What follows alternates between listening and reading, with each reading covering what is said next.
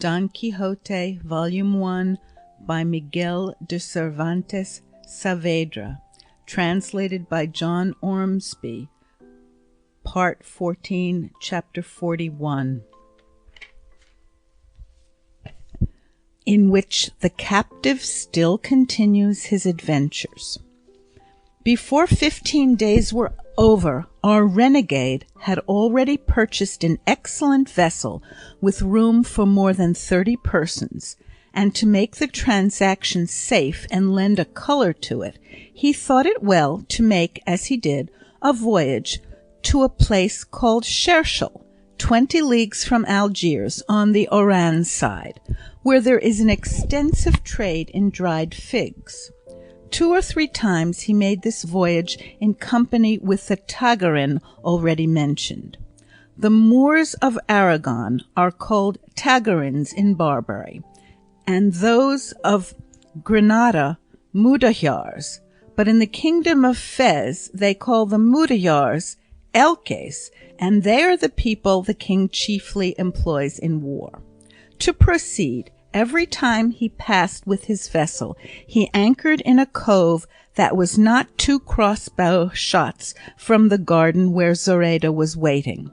And there the renegade, together with 2 Moorish lads that rowed, used purposely to station himself, either going through his prayers or else practising as a part of what he meant to perform in earnest. And thus he would go to Zoraida's garden and ask for fruit, which her father gave him, not knowing him. But though, as he afterward told me, he sought to speak to Zoraida, to tell her who he was, and that by my orders he was to take her to the land of the Christians, so that she might feel satisfied and easy. He had never been able to do so, for the Moorish women do not allow themselves to be seen by any Moor or Turk unless their husband or father bid them. With Christian captives they permit freedom of intercourse and communication, even more than might be considered proper. But for my part I should have been sorry if he had spoken to her, for perhaps it might have alarmed her to find her affairs talked of by renegades.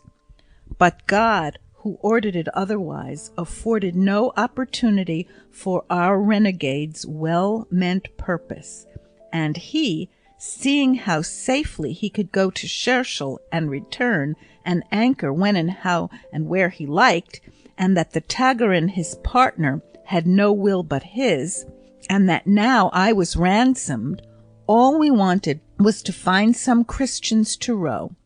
told me to look out for any I should be willing to take with me, over and above those who had been ransomed, and to engage them for the next Friday, which he fixed upon for our departure. On this I spoke to 12 Spaniards, all stout rowers, and such as could most easily leave the city. But it was no easy matter to find so many just then, because there were 20 ships out on a cruise, and they had taken all the rowers with them, and these would not have been found were it not that their master remained at home that summer without going to sea, in order to finish a galliot that he had upon the stocks. To these men I said nothing more than that the next Friday in the evening they were to come out stealthily one by one and hang about Haji Morato's garden, waiting for me there until I came. These directions I gave each one separately, with orders that if they saw any other Christians there, they were not to say anything to them except that I had directed them to wait at that spot. This preliminary having been settled, another still more necessary step had to be taken, which was to let Zoraida know how matters stood, that she might be prepared and forewarned, so as not to be taken by surprise if we were suddenly to seize upon her before she thought the Christians' vessels could have returned. I determined, therefore, to go to the garden and try if I could speak to her. And the day before my departure, I went there under the pretense of gathering herbs. The first person I met was her father, who addressed me in the language that all over Barbary and even in Constantinople is the medium between captives and Moors, and is neither Morisco nor Castilian, nor of any other nation, but a mixture of all languages, by means of which we can all understand one another. In this sort of language, I say, he asked me what I wanted in his garden, and to whom I belonged. I replied that I was a slave of the Arnaut Mami, for I knew as a certainty that he was a very great friend of his, and that I wanted some herbs to make a salad. He asked me then whether I were on ransom or not, and what my master demanded for me.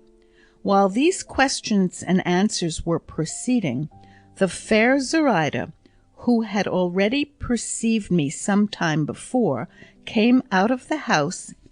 in the garden, and as Moorish women are by no means particular about letting themselves be seen by Christians, or, as I have said before, at all coy, she had no hesitation in coming to where her father stood with me. Moreover, her father, seeing her approach slowly, called her to come. It would be beyond my power now to describe to you the great beauty, the high-bred air, the brilliant attire of my beloved Zoraida, as she presented herself before my eyes. I will content myself with saying that more pearls hung from her fair neck, her ears, and her hair than she had hairs on her head. On her ankles, which, as is customary, were bare, she had corsages, for so bracelets or anklets are called in Morisco, of the purest gold, set with so many diamonds that she told me afterwards her father valued them at 10,000 doubloons, and those she had on her wrists were worth as much more. The pearls were in profusion and very fine, for the highest display and adornment of the Moorish women is decking themselves with rich pearls and seed pearls, and of these there are therefore more among the Moors than among any other people. Zoraida's father had to the reputation of possessing a great number, and the purest in all Algiers, and of possessing also more than 200,000 Spanish crowns, and she, who is now mistress of me only, was mistress of all this. Whether thus adorned she would have been beautiful or not, and what she must have been in her prosperity, may be imagined from the beauty remaining to her after so many hardships. For, as everyone knows, the beauty of some women has its times and its seasons, and is increased or diminished by chance causes, and naturally the emotions of the mind will heighten or impair it, though indeed more frequently they totally destroy it. In a word, she presented herself before me that day attired with the utmost splendor, and supremely beautiful. At any rate, she seemed to me the most beautiful object I had ever seen, and when, besides, I thought of all I owed to her, I felt as though I had before me some heavenly being come to earth to bring me relief and happiness. As she approached, her father told her in his own language that I was a captive belonging to his friend the Arnaut Mami, and that I had come for salad. She took up the conversation, and in that mixture of tongues I have spoken of, she asked me if I was a gentleman, and why I was not ransomed. I answered that I was already ransomed, and that by the price it might be seen what value my master set on me, as I had given 1,500 zoltanis for me. To which she replied, Hadst thou been my father's, I can tell thee, I would not have let him part with thee for twice as much. For you Christians always tell lies about yourself, and make yourselves out poor to cheat the Moors. That may be, lady, said I, but indeed I dealt truthfully with my master, as I do and mean to do with everybody in the world. And when dost thou go? Said Zoraida. To-morrow, I think, said I, for there is a vessel here from France which sails to-morrow, and I think I shall go in her. Would it not be better, said Zoraida, to wait for the arrival of ships from Spain and go with them, and not with the French, who are not your friends? No, said I, though if there were intelligence that a vessel were now coming from Spain, it is true I might, perhaps, wait for it. However, it is more likely I shall depart to-morrow, for the longing I feel to return to my country and to those I love is so great that it will not allow me to wait for another opportunity, however more convenient, if it be delayed. No doubt thou art married in thine own country, said Zoraida, and for that reason thou art anxious to go and see thy wife. I am not married, I replied, but I have given my promise to marry on my arrival there. And is the lady beautiful to whom thou hast given it? Said Zoraida. So beautiful, said I, that to describe her worthily and tell thee the truth, she is very like thee. At this her father laughed very heartily and said, By Allah, Christian, she must be very beautiful if she is like my daughter, who is the most beautiful woman in all this kingdom. Only look at her well, and thou wilt see I am telling the truth. Zoraida's father, as the better linguist, helped to interpret most of these words and phrases, for though she spoke the bastard language that, as I have said, is employed there, she expressed her meaning more by signs than by words. While we were still engaged in this conversation, a Moor came running up, exclaiming that 4 Turks had leaped over the fence or wall of the garden, and were gathering the fruit, though it was not yet ripe. The old man was alarmed, and Zoraida too, for the Moors commonly, and so to speak, instinctively, have a dread of the Turks, but particularly of the soldiers, who are so insolent and domineering to the Moors who are under their power that they treat them worse than if they were their slaves. Her father said to Zoraida, Daughter, retire into the house and shut thyself in while I go and speak to these dogs. And thou, Christian, pick thy herbs and go in peace, and Allah bring thee safe to thy own country. I bowed, and he went away to look for the Turks, leaving me alone with Zoraida, who made as if she were about to retire as her father bade her. But the moment he was concealed by the trees of the garden, turning to me with her eyes full of tears, she said, Tamiji, Cristiano, Tamiji.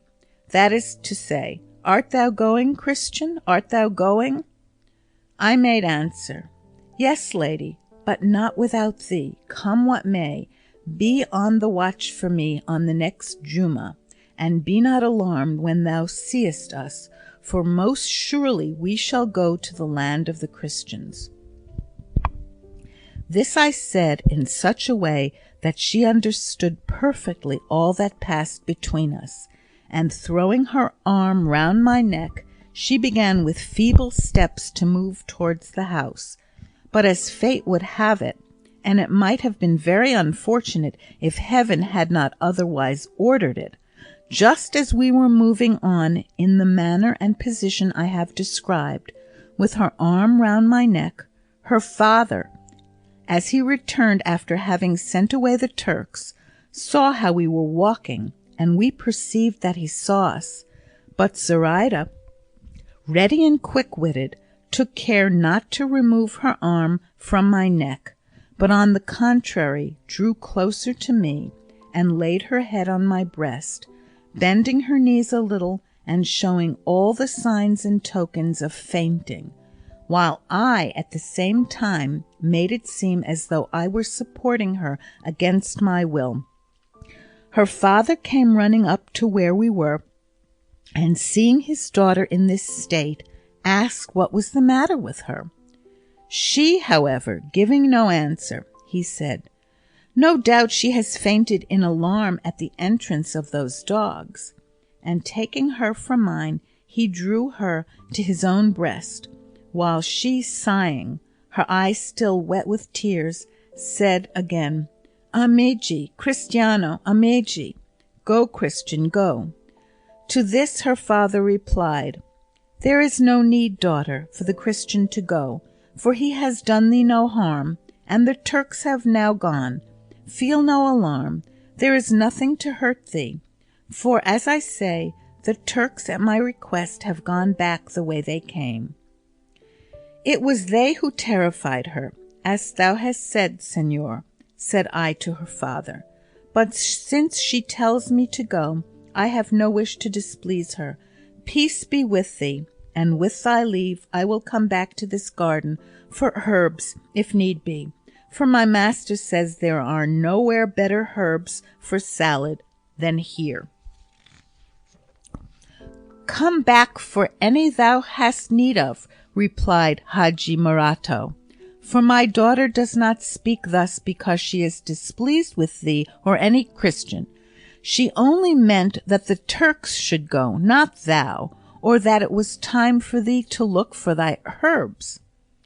With this I at once took my leave of both, and she, looking as though her heart were breaking, retired with her father. While pretending to look for herbs, I made the round of the garden at my ease, and studied carefully all the approaches and outlets, and the fastenings of the house, and everything that could be taken advantage of to make our task easy. Having done so, I went and gave an account of all that had taken place to the renegade and my comrades, and looking forward with impatience to the hour when, all fear at an end, I should find myself in possession of the prize which fortune held out to me in the fair and lovely Zoraida.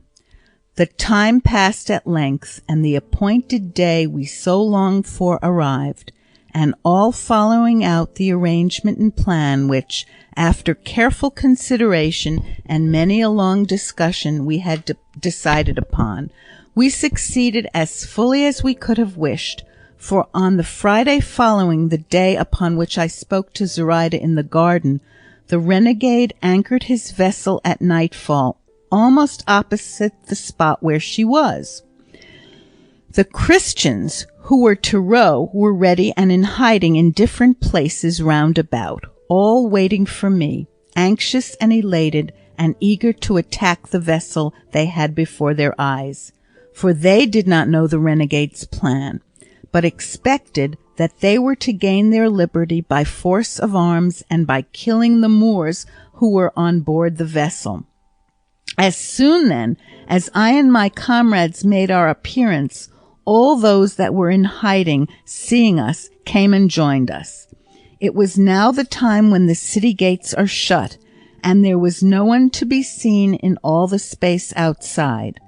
When we were collected together, we debated whether it would be better first to go for Zoraida or to make prisoners of the Moorish rowers who first rowed in the vessel. But while we were still uncertain, our renegade came up asking us what kept us, as it was now the time, and all the Moors were off their guard, and most of them asleep. We told him why we hesitated, but he said it was of more importance first to secure the vessel, which could be done with the greatest ease and without any danger, and then we could go for Zoraida. We all approved of what he said, and so without further delay, guided by him, we made for the vessel. And he, leaping on board first, drew his cutlass and said in Morisco, "Let no one stir from this if he does not want it to cost him his life." By this almost all the Christians were on board, and the Moors, who were faint-hearted, hearing their captain speak in this way, were cowed, and without any one of them taking up his arms, indeed they had few or hardly any, they submitted without saying a word to be bound by the Christians, who quickly secured them, threatening them that if they raised any kind of outcry, they would all be put to the sword. This having been accomplished, and half of our party being left to keep guard over them, the rest of us, again taking the renegade as our guide, hastened towards Haji Morato's garden, and as good luck would have it, on trying the gate it opened as easily as if it had not been locked, and so, quite quietly and in silence, we reached the house without being perceived by anybody. The lovely Zoraida was watching for us at a window, and as soon as she perceived that there were people there, she asked in a low voice if we were Nizarani, as much as to say or ask if we were Christians. I answered that we were, and begged her to come down. As soon as she recognized me, she did not delay an instant, but without answering a word came down immediately, and opened the door and presented herself before us all, so beautiful and so richly attired that I cannot attempt to describe her. The moment I saw her, I took her hand and kissed it, and the renegade and my 2 comrades did the same, and the rest, who knew nothing of the circumstances, did as they saw us do, for it only seemed as if we were returning thanks to her, and recognizing her as the giver of our liberty. The renegade asked her in the Morisco language if her father was in the house. She replied that he was, and that he was asleep. "Then it will be necessary to waken him and take him with us," said the renegade, "and everything of value in this fair mansion." "Nay," said she, "my father must not on any account be touched, and there is nothing in the house except what I shall take, and that will be quite enough to enrich and satisfy all of you. Wait a little, and you shall see." And so saying, she went in, telling us she would return immediately, and bidding us keep quiet, making any noise.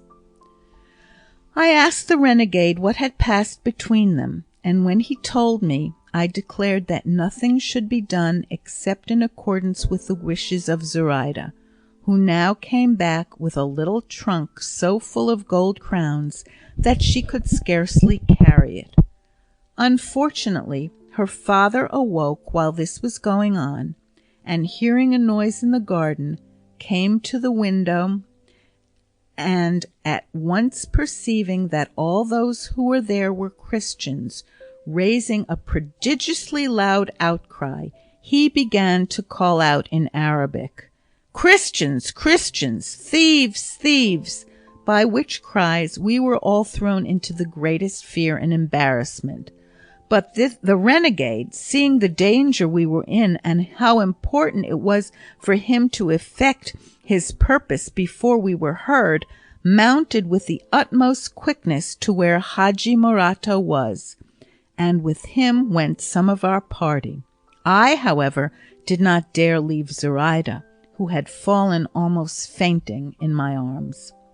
To be brief, those who had gone upstairs acted so promptly that in an instant they came down, carrying Haji Morato with his hands bound and a napkin tied over his mouth, which prevented him from uttering a word, warning him at the same time that to attempt to speak would cost him his life.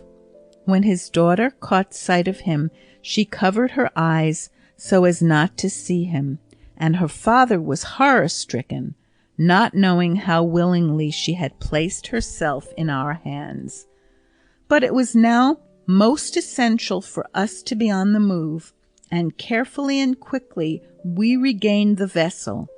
where those who had remained on board were waiting for us in apprehension of some mishap having befallen us. It was barely 2 hours after night set in when we were all on board the vessel, where the cords were removed from the hands of Zoraida's father, and the napkin from his mouth. But the renegade once more told him not to utter a word or they would take his life. He, when he saw his daughter there, began to sigh piteously, and still more when he perceived that I held her closely embraced, and that she lay quiet without resisting or complaining, or showing any reluctance. Nevertheless, he remained silent lest they should carry into effect the repeated threats the renegade had addressed to him. Finding herself now on board, and that we were about to give way with the oars, Zoraida, seeing her father there, and the other Moors bound, bade the renegade ask me to do her the favour of releasing the Moors and setting her father at liberty. For she would rather drown herself in the sea than suffer a father that had loved her so dearly to be carried away captive before her eyes and on her account. The renegade repeated this to me, and I replied that I was very willing to do so.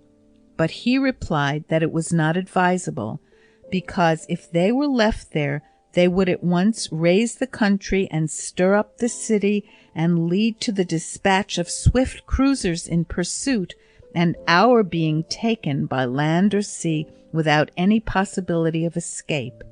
and that all that could be done was to set them free on the first Christian ground we reached. On this point we all agreed, and Zoraida, to whom it was explained, together with the reasons likewise, and then in glad silence and with cheerful alacrity, each of our hearts, we began to shape our course for the island of Majorca, the nearest Christian land. Owing, however, to the Tramontana rising a little and the sea growing somewhat rough, it was impossible for us to keep a straight course for Majorca, and we were compelled to coast in the direction of Oran, not without great uneasiness on our part, lest we should be observed from the town of Shershel, which lies on that coast, not more than 60 miles from Algiers.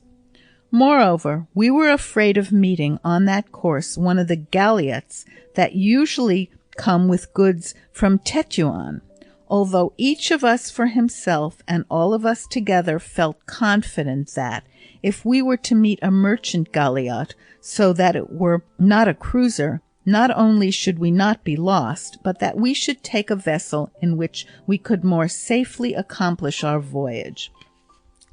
As we pursued our course, Zoraida kept her head between my hands so as not to see her father, and I felt that she was praying to Lila Marianne to help us.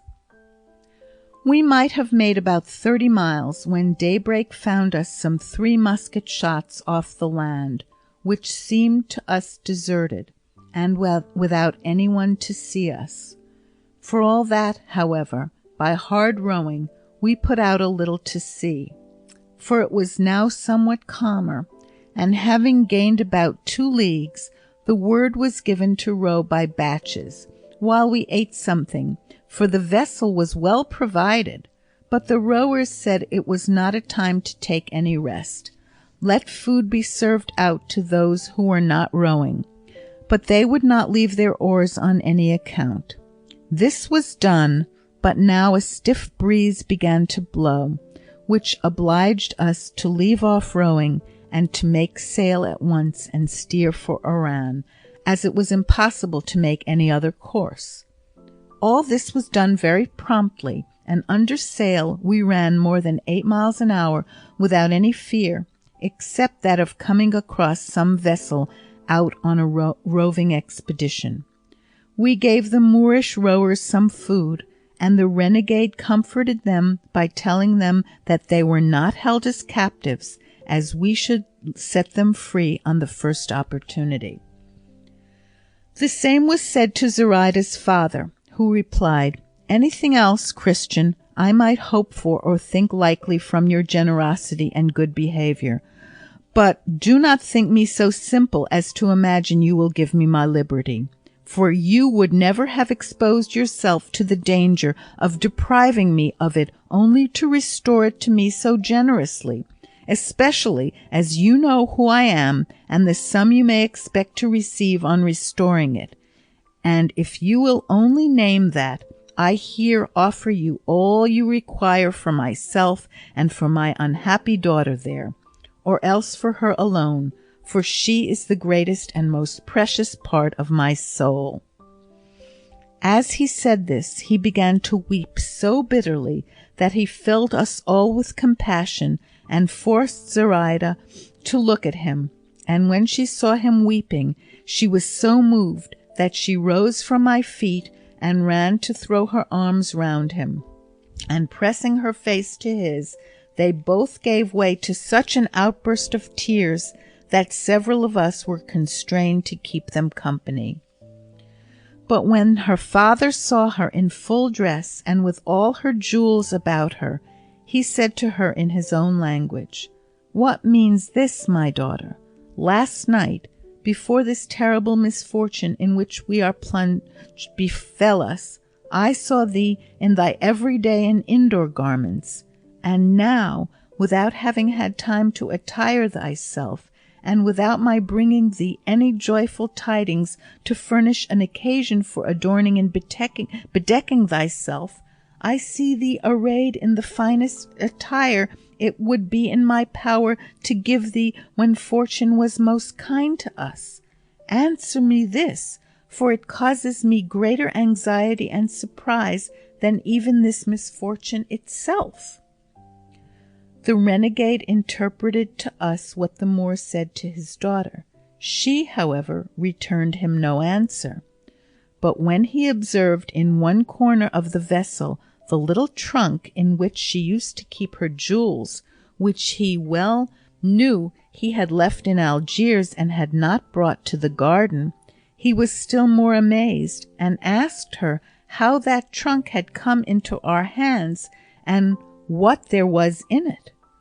To which the renegade, without waiting for Zoraida to reply, made answer, "Do not trouble thyself by asking thy daughter Zoraida so many questions, señor, for the one answer I will give thee will serve for all. I would have thee know that she is a Christian, and that it is she who has been the file for our chains and our deliverer from captivity. She is here of her own free will, as glad, I imagine, to find herself in this position as he who escapes from darkness into light, from death to life, from suffering to glory." "Daughter, is this true, what he says?" cried the Moor. "It is," replied Zoraida. "That thou art in truth a Christian," said the old man, "and that thou hast given thy father into the power of his enemies?" To which Zoraida made answer, "A Christian I am, but it is not I who have placed thee in this position, for it never was my wish to leave thee or do thee harm, but only to do good to myself." "And what good hast thou done thyself, daughter?" said he. "Ask thou that,"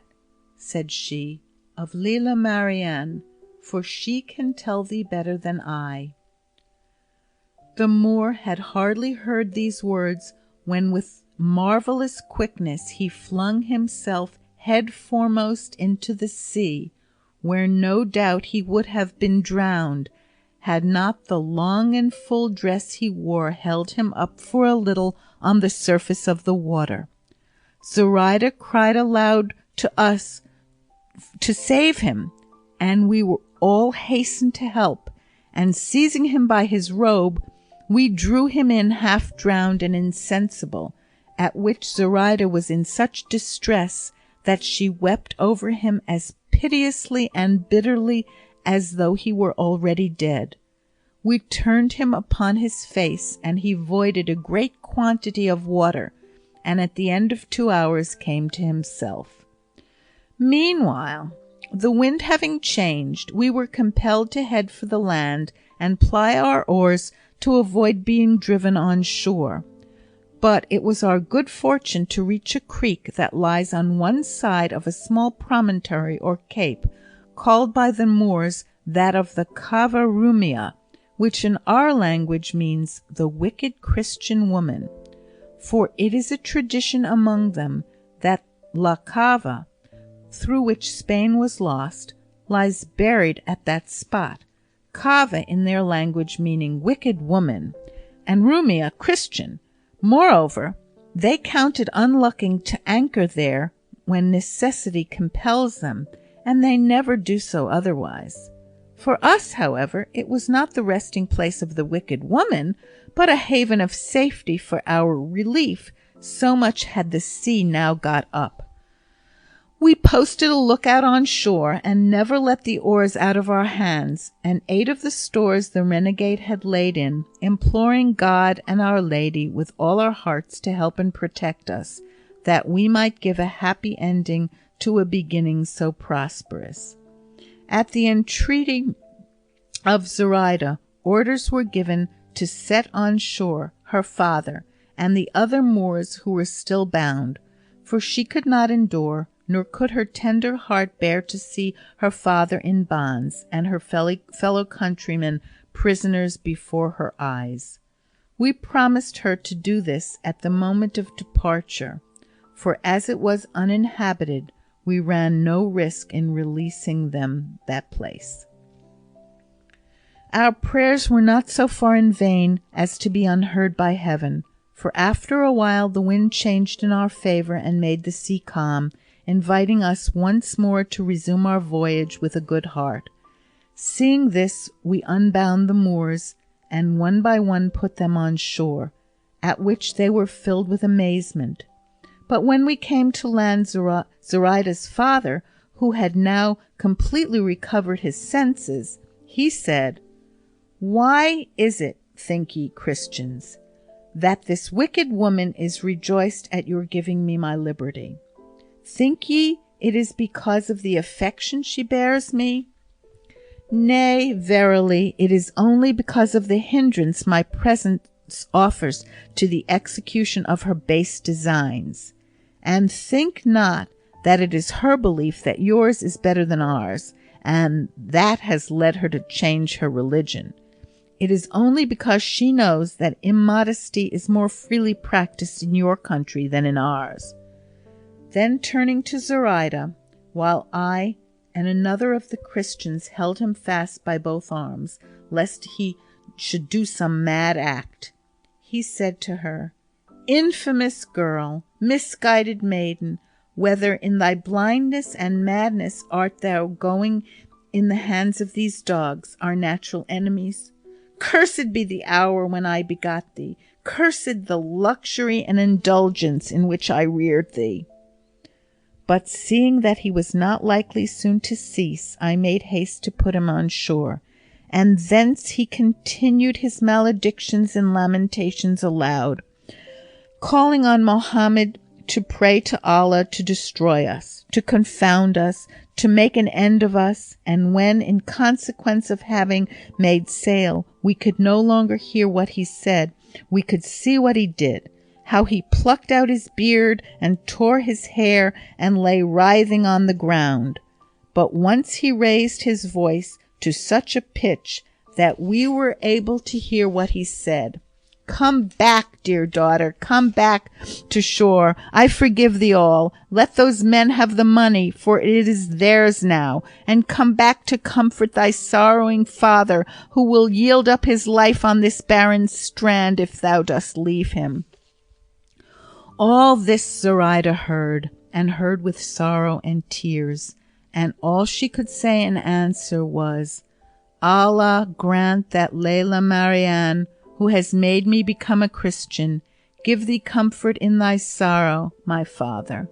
Allah knows that I could not do otherwise than I have done, and that these Christians owe nothing to my will, for even had I wished not to accompany them, but remain at home, it would have been impossible for me, So eagerly did my soul urge me on to the accomplishment of this purpose, which I feel to be as righteous as to thee, dear father, it seems wicked.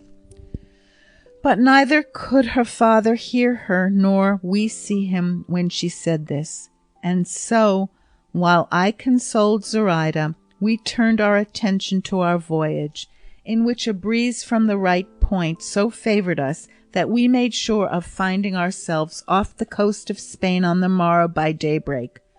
But as good seldom or never comes pure and unmixed, without being attended or followed by some disturbing evil that gives a shock to it, our fortune, or perhaps the curses which the Moor had hurled at his daughter,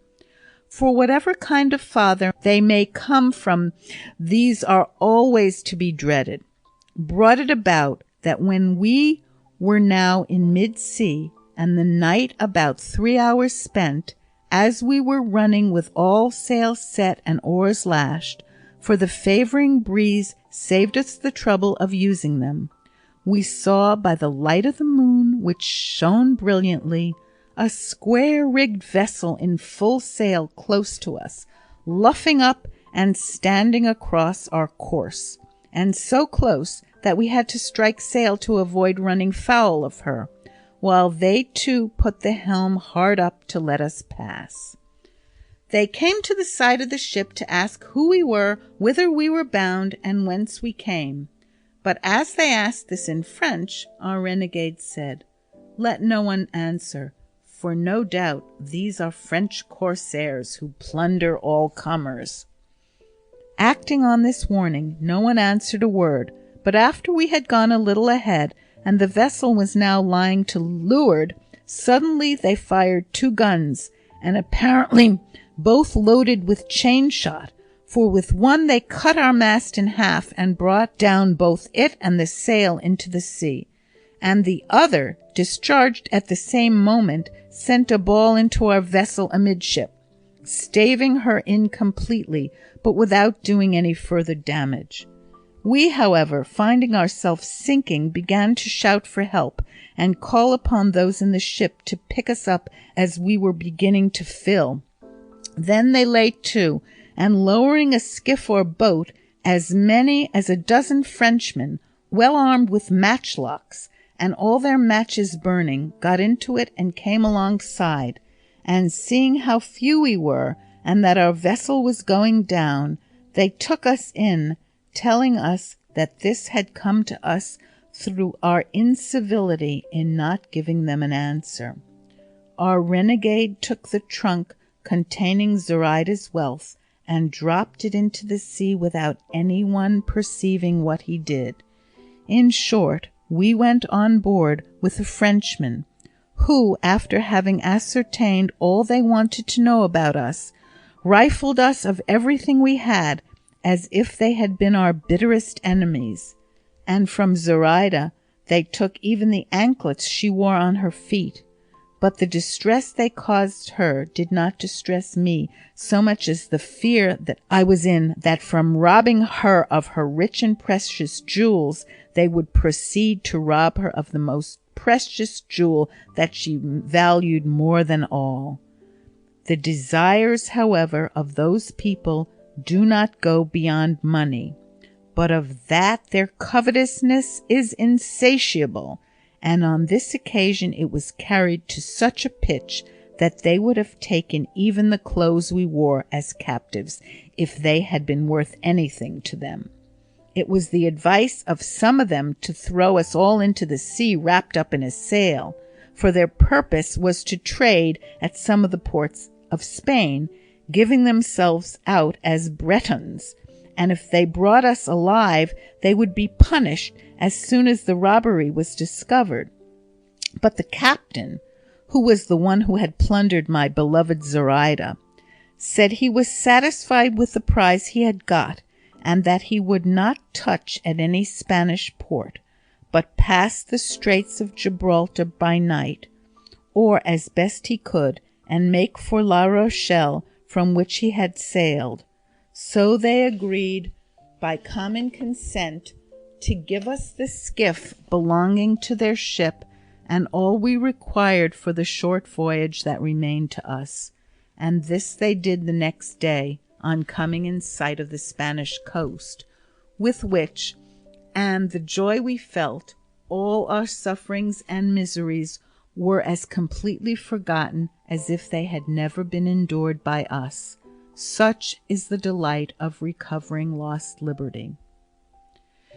It may have been about midday when they placed us in the boat, giving us 2 kegs of water and some biscuit, and the captain, moved by I know not what compassion, as the lovely Zoraida was about to embark, gave her some 40 gold crowns, and would not permit his men to take from her those same garments which she has on now. We got into the boat, returning them thanks for their kindness to us, and showing ourselves grateful rather than indignant. They stood out to sea, steering for the straits.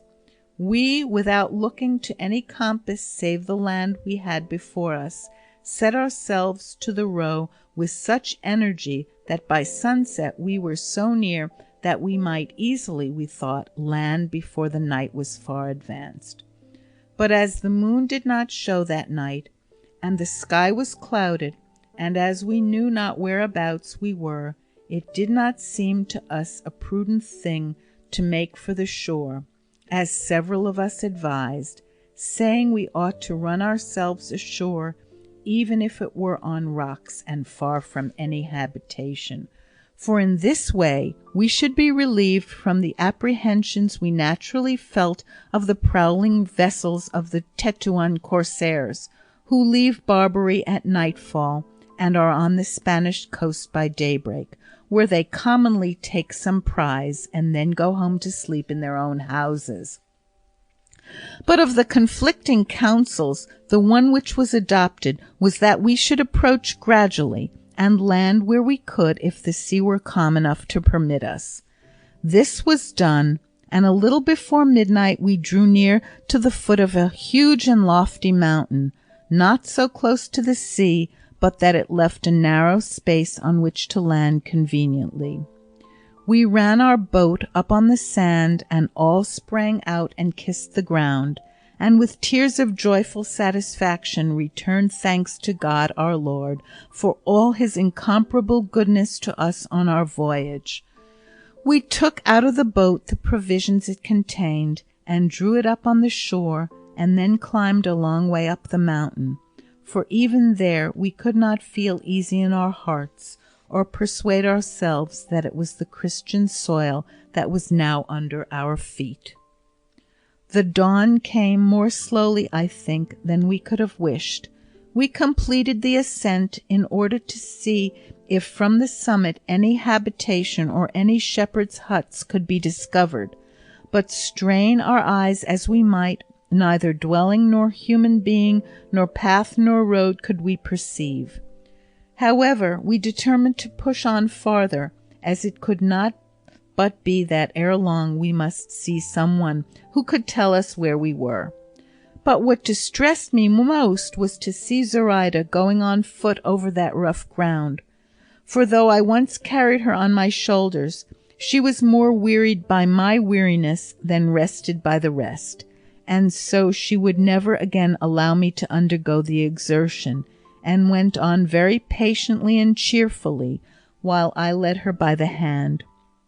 We had gone rather less than a quarter of a league when the sound of a little bell fell on our ears, a clear proof that there were flocks hard by, and looking about carefully to see if any were within view, we observed a young shepherd tranquilly and unsuspiciously trimming a stick with his knife at the foot of a cork tree. We called to him, and he, raising his head, sprang nimbly to his feet, for, as we afterwards learned, the first who presented themselves to his sight were the renegade and Zoraida, and seeing them in Moorish dress, he imagined that all the Moors of Barbary were upon him, and plunging with marvellous swiftness into the thicket in front of him, he began to raise a prodigious outcry, exclaiming, "The Moors! The Moors have landed! To arms! To arms!" We were all thrown into perplexity by these cries, not knowing what to do, but reflecting that the shouts of the shepherd would raise the country, and that the mounted coast guard would come at once to see what was the matter. We agreed that the renegade must strip off his Turkish garments and put on a captive's jacket or coat, which one of our party gave him at once, though he himself was reduced to his shirt. And so, commending ourselves to God, we followed the same road which we saw the shepherd take, expecting every moment that the coast guard would be down upon us. Nor did our expectation deceive us, for 2 hours had not passed when, coming out of the brushwood into the open ground, we perceived some 50 mounted men swiftly approaching us at a hand gallop. As soon as we saw them, we stood still, waiting for them. But as they came close, and instead of the Moors they were in quest of, we saw a set of poor Christians. They were taken aback, and one of them asked if it could be we who were the cause of the shepherd having raised the call to arms. I said yes, and as I was about to explain to him what had occurred, and whence we came, and who we were, one of the Christians of our party recognized the horseman who had put the question to us, and before I could say anything more, he exclaimed, "Thanks be to God, sirs, for bringing us to such good quarters, for, if I do not deceive myself, the ground we stand on is that of Velez Malaga, unless, indeed, all my years of captivity have made me unable to recollect that you, señor, who ask who we are Pedro de Bustamante, my uncle." The Christian captive had hardly uttered these words when the horseman threw himself off his horse and ran to embrace the young man, crying, "Nephew of my soul and life, I recognize thee now, and long have I mourned thee as dead, I and my sister, thy mother, and all thy kin that are still alive, and whom God has been pleased to preserve, that they may enjoy the happiness of seeing thee.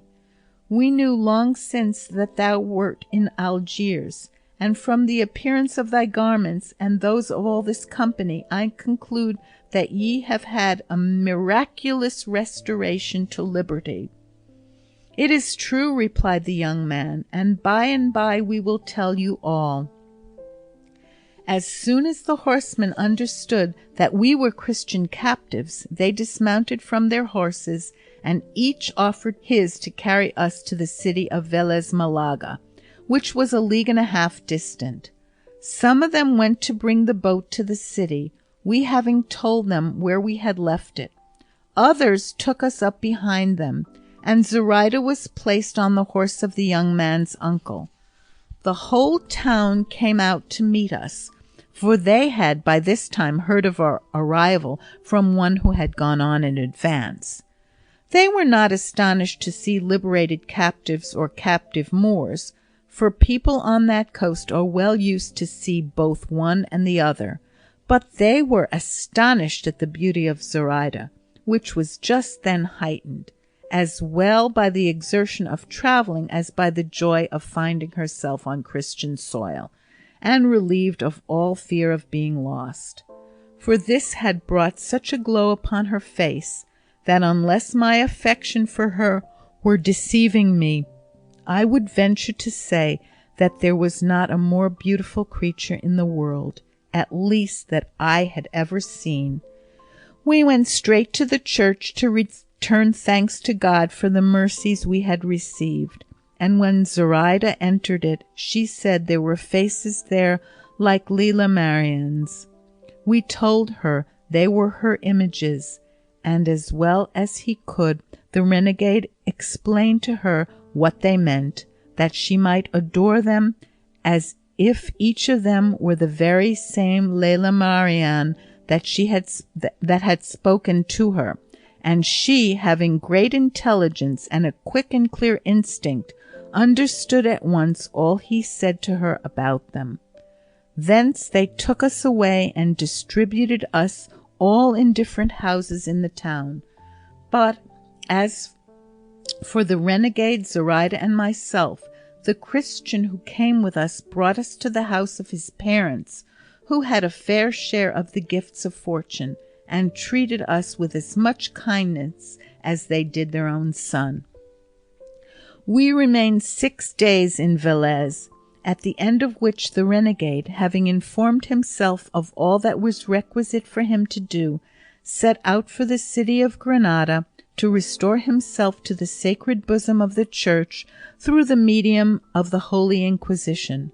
The other released captives took their departures, each the way that seemed best to him, and Zoraida and I were left alone, with nothing more than the crowns which the courtesy of the Frenchman had bestowed upon Zoraida, out of which I bought the beast on which she rides, and I, for the present, attending her as her father and squire, and not as her husband. We are now going to ascertain if my father is living, or if any of my brothers has had better fortune than mine has been. Though, as heaven has made me the companion of Zoraida, I think no other lot could be assigned to me, however happy, that I would rather have. The patience with which she endures the hardship that poverty brings with it, and the eagerness she shows to become a Christian, are such that they fill me with admiration and bind me to serve her all my life, though the happiness I feel in seeing myself, hers, and her mine, is disturbed and marred by not knowing whether I shall find any corner to shelter her in my own country, or whether time and death may not have made such changes in the fortunes and lives of my father and brothers, that I shall hardly find anyone who knows me if they are not alive. I have no more of my story to tell you, gentlemen. Whether it be an interesting or a curious one, let your better judgments decide. All I can say is I would gladly have told it to you more briefly, although my fear of wearying you has made me leave out more than one circumstance. End of chapter 41. Don Quixote, Volume 1, by Miguel de Cervantes Saavedra. Translated by John Ormsby. Part 15, Chapters 42 and 43. Chapter 42, which treats of what further took place in the inn, and of several other things worth knowing. With these words the captive held his peace, and Don Fernando said to him,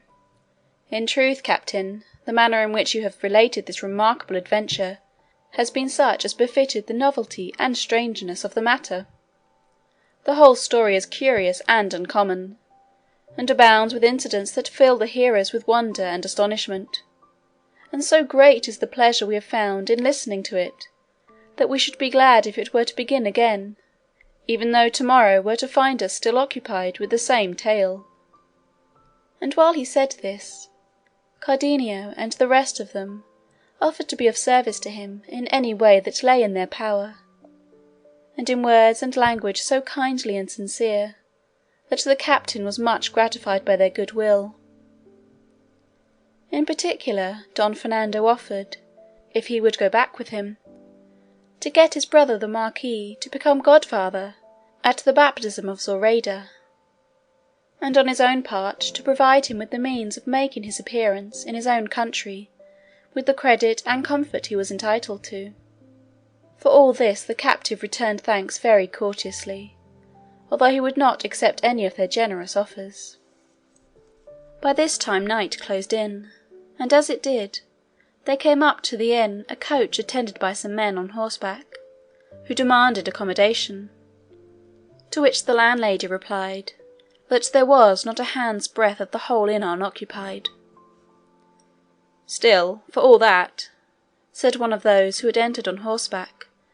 "room must be found for his lordship the judge here." At this name the landlady was taken aback, and said, "Señor, the fact is I have no beds, But if his lordship the judge carries one with him, as no doubt he does,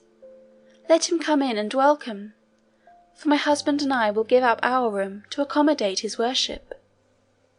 "Very good, so be it," said the squire. But in the meantime a man had got out of the coach whose dress indicated at a glance the office and post he held, for the long robe with ruffled sleeves that he wore showed that he was, as his servant said, a judge of appeal. He led by the hand a young girl in a travelling dress, apparently about 16 years of age, and of such a high-bred air, so beautiful and so graceful, that all were filled with admiration when she made her appearance, and but for having seen Dorothea, Luscinda, and Zoraida, who were there in the inn, they would have fancied that a beauty like that of this maiden's would have been hard to find. Don Quixote was present at the entrance of the judge with the young lady,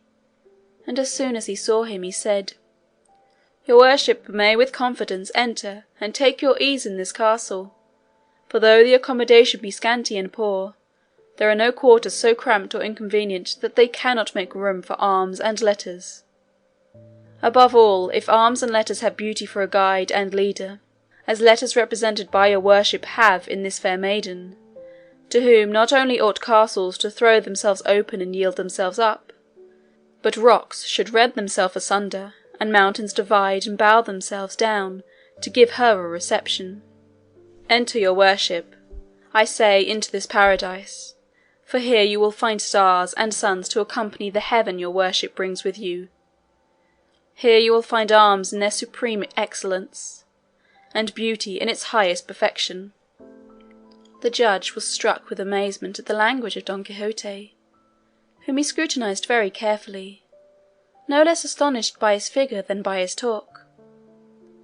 And before he could find words to answer him he had a fresh surprise, when he saw opposite to him Luscinda, Dorothea, and Zoraida, who, having heard of the new guests and of the beauty of the young lady, had come to see her and welcome her. Don Fernando, Cardenio, and the curate, however, greeted him with a more intelligible and polished style. In short, the judge made his entrance in a state of bewilderment, as well with what he saw as what he heard,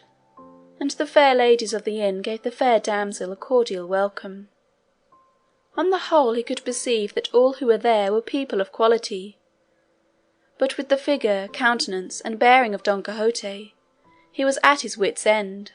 and all civilities having been exchanged, and the accommodation of the inn inquired into, it was settled, as it had been before settled, that all the women should retire to the garret that had already been mentioned, and that the men should remain outside as if to guard them. The judge, therefore, was very well pleased to allow his daughter, for such the damsel was, to go with the ladies, which she did very willingly, and with part of the host's narrow bed and half of what the judge had brought with him, they made a more comfortable arrangement for the night than they had expected. The captive, whose heart had leaped within him the instant he saw the judge, telling him somehow that this was his brother, asked one of the servants who accompanied him what his name was,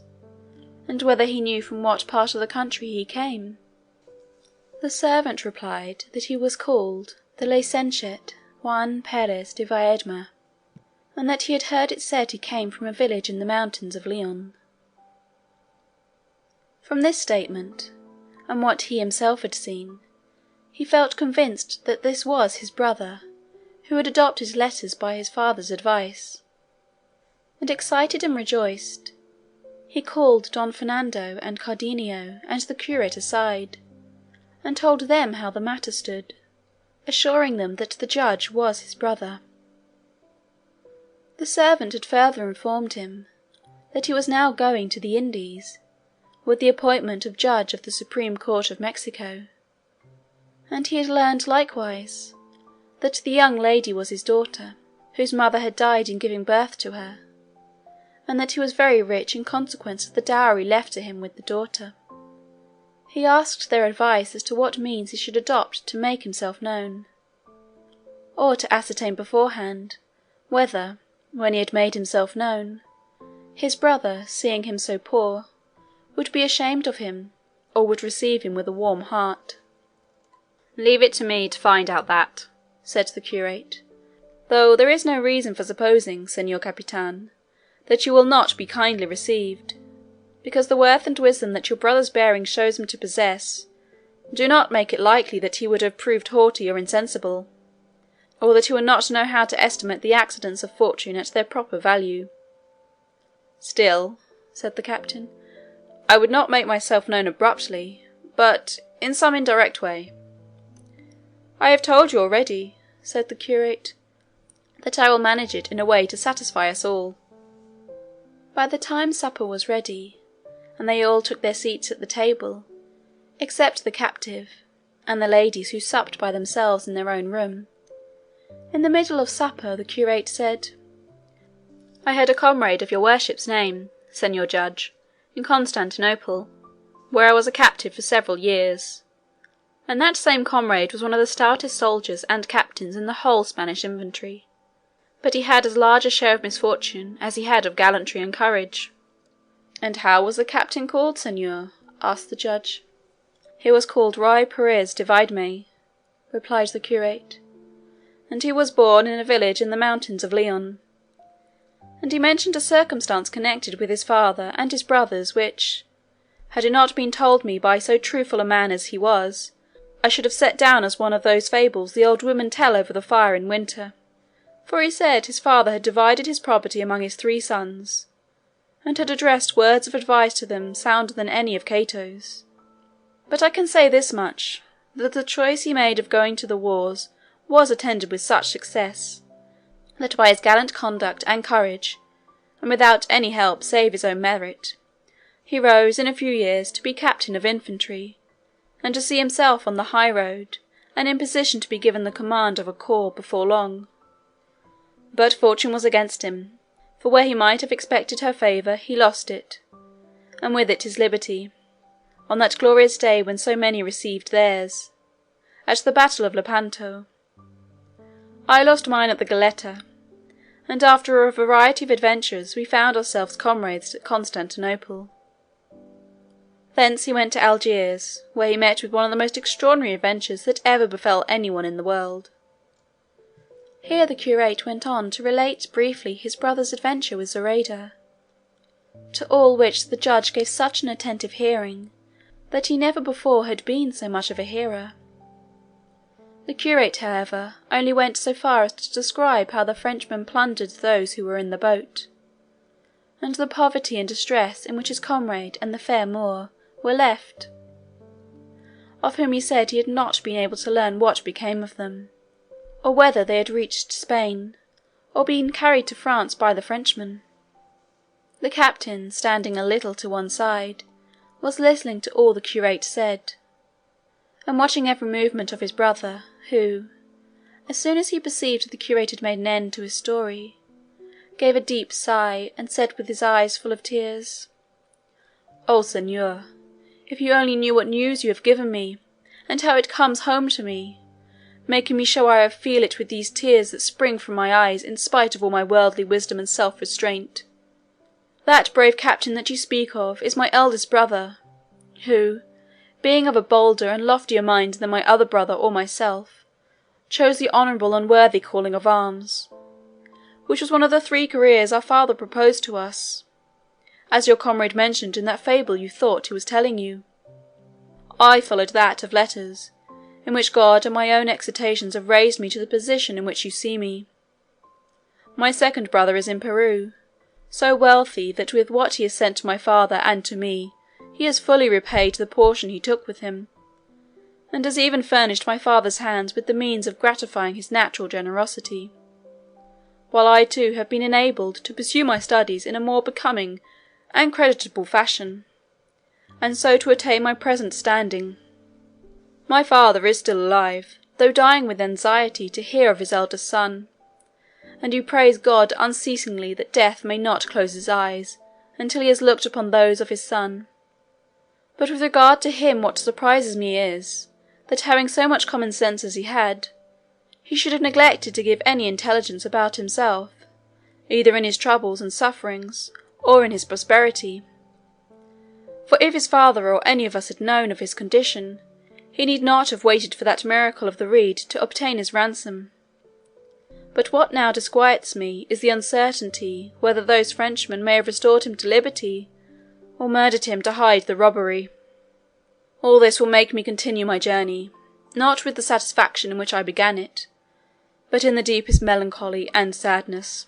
O dear brother, that I only knew where thou art now, and I would hasten to seek thee out, and deliver thee from thy sufferings, though it were to cost me suffering myself. Oh, that I could bring news to our old father that thou art alive, even wert thou in the deepest dungeon of Barbary, for his wealth and my brother's and mine would rescue thee thence. O beautiful and generous Zoraida, that I could repay thy goodness to a brother,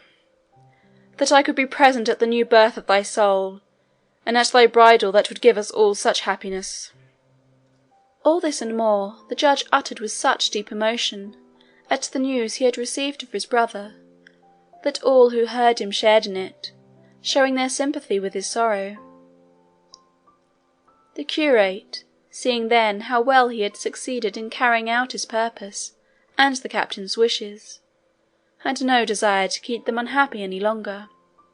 So he rose from the table, and going to the room where Zoraida was, he took her by the hand, Lucinda, Dorothea, and the judge's daughter following her. The captain was waiting to see what the curate would do, when the latter, taking him with the other hand, advanced with both of them to where the judge and the other gentlemen were, and said, "Let your tears cease to flow, señor judge, and the wish of your heart be gratified as fully as you could desire, for you have before you your worthy brother and your good sister-in-law. He whom you see here is the Captain Viedma, and this is the fair Moor who has been so good to him. The Frenchmen I told you of have reduced them to the state of poverty you see, that you may show them the generosity of your kind heart." The captain ran to embrace his brother, who placed both hands on his breast so as to have a good look at him, holding him a little way off, but as soon as he had fully recognised him, he clasped him in his arms so closely, shedding such tears of heartfelt joy, that most of those present could not but join in them. The words the brothers exchanged, the emotion they showed, can scarcely be imagined, I fancy, much less put down in writing. They told each other in a few words the events of their lives. They showed the true affection of brothers in all its strength. Then the judge embraced Zoraida, putting all he possessed at her disposal. Then he made his daughter embrace her, and the fair Christian and the lovely Moor drew fresh tears from every eye. And there was Don Quixote, observing all these strange proceedings attentively, without uttering a word, and attributing the whole to chimeras of knightly errantry. Then they agreed that the captain and Zoraida should return with his brother to Seville, and send news to his father of his having been delivered and found, so as to enable him to come and be present at the marriage and baptism of Zoraida, for it was impossible for the judge to put off his journey, as he was informed that in a month from that time the fleet was to sail from Seville for New Spain, and to miss the passage would have been a great inconvenience to him. In short, everybody was well pleased, and glad at the captive's good fortune. And as now almost 2/3 of the night were past, they resolved to retire to rest for the remainder of it. Don Quixote offered to mount guard over the castle, lest they should be attacked by some giant, or other malevolent scoundrel, covetous of the great treasure of beauty the castle contained. Those who understood him returned him thanks for this service, and they gave the judge an account of his extraordinary humour, with which he was not a little amused. Sancho Panza alone was fuming at the lateness of the hour for retiring to rest, and he of all was the one that made himself most comfortable, as he stretched himself on the trappings of his ass, which, as will be told farther on, cost him so dear. The ladies, then having retired to their chamber, and the others having disposed themselves with as little discomfort as they could, Don Quixote sallied out of the inn to act as sentinel of the castle as he had promised. It happened, however, that a little before the approach of dawn, a voice so musical and sweet reached the ears of the ladies that it forced them all to listen attentively, but especially Dorothea, who had been awake, and by whose side Donna Clara de Vadme,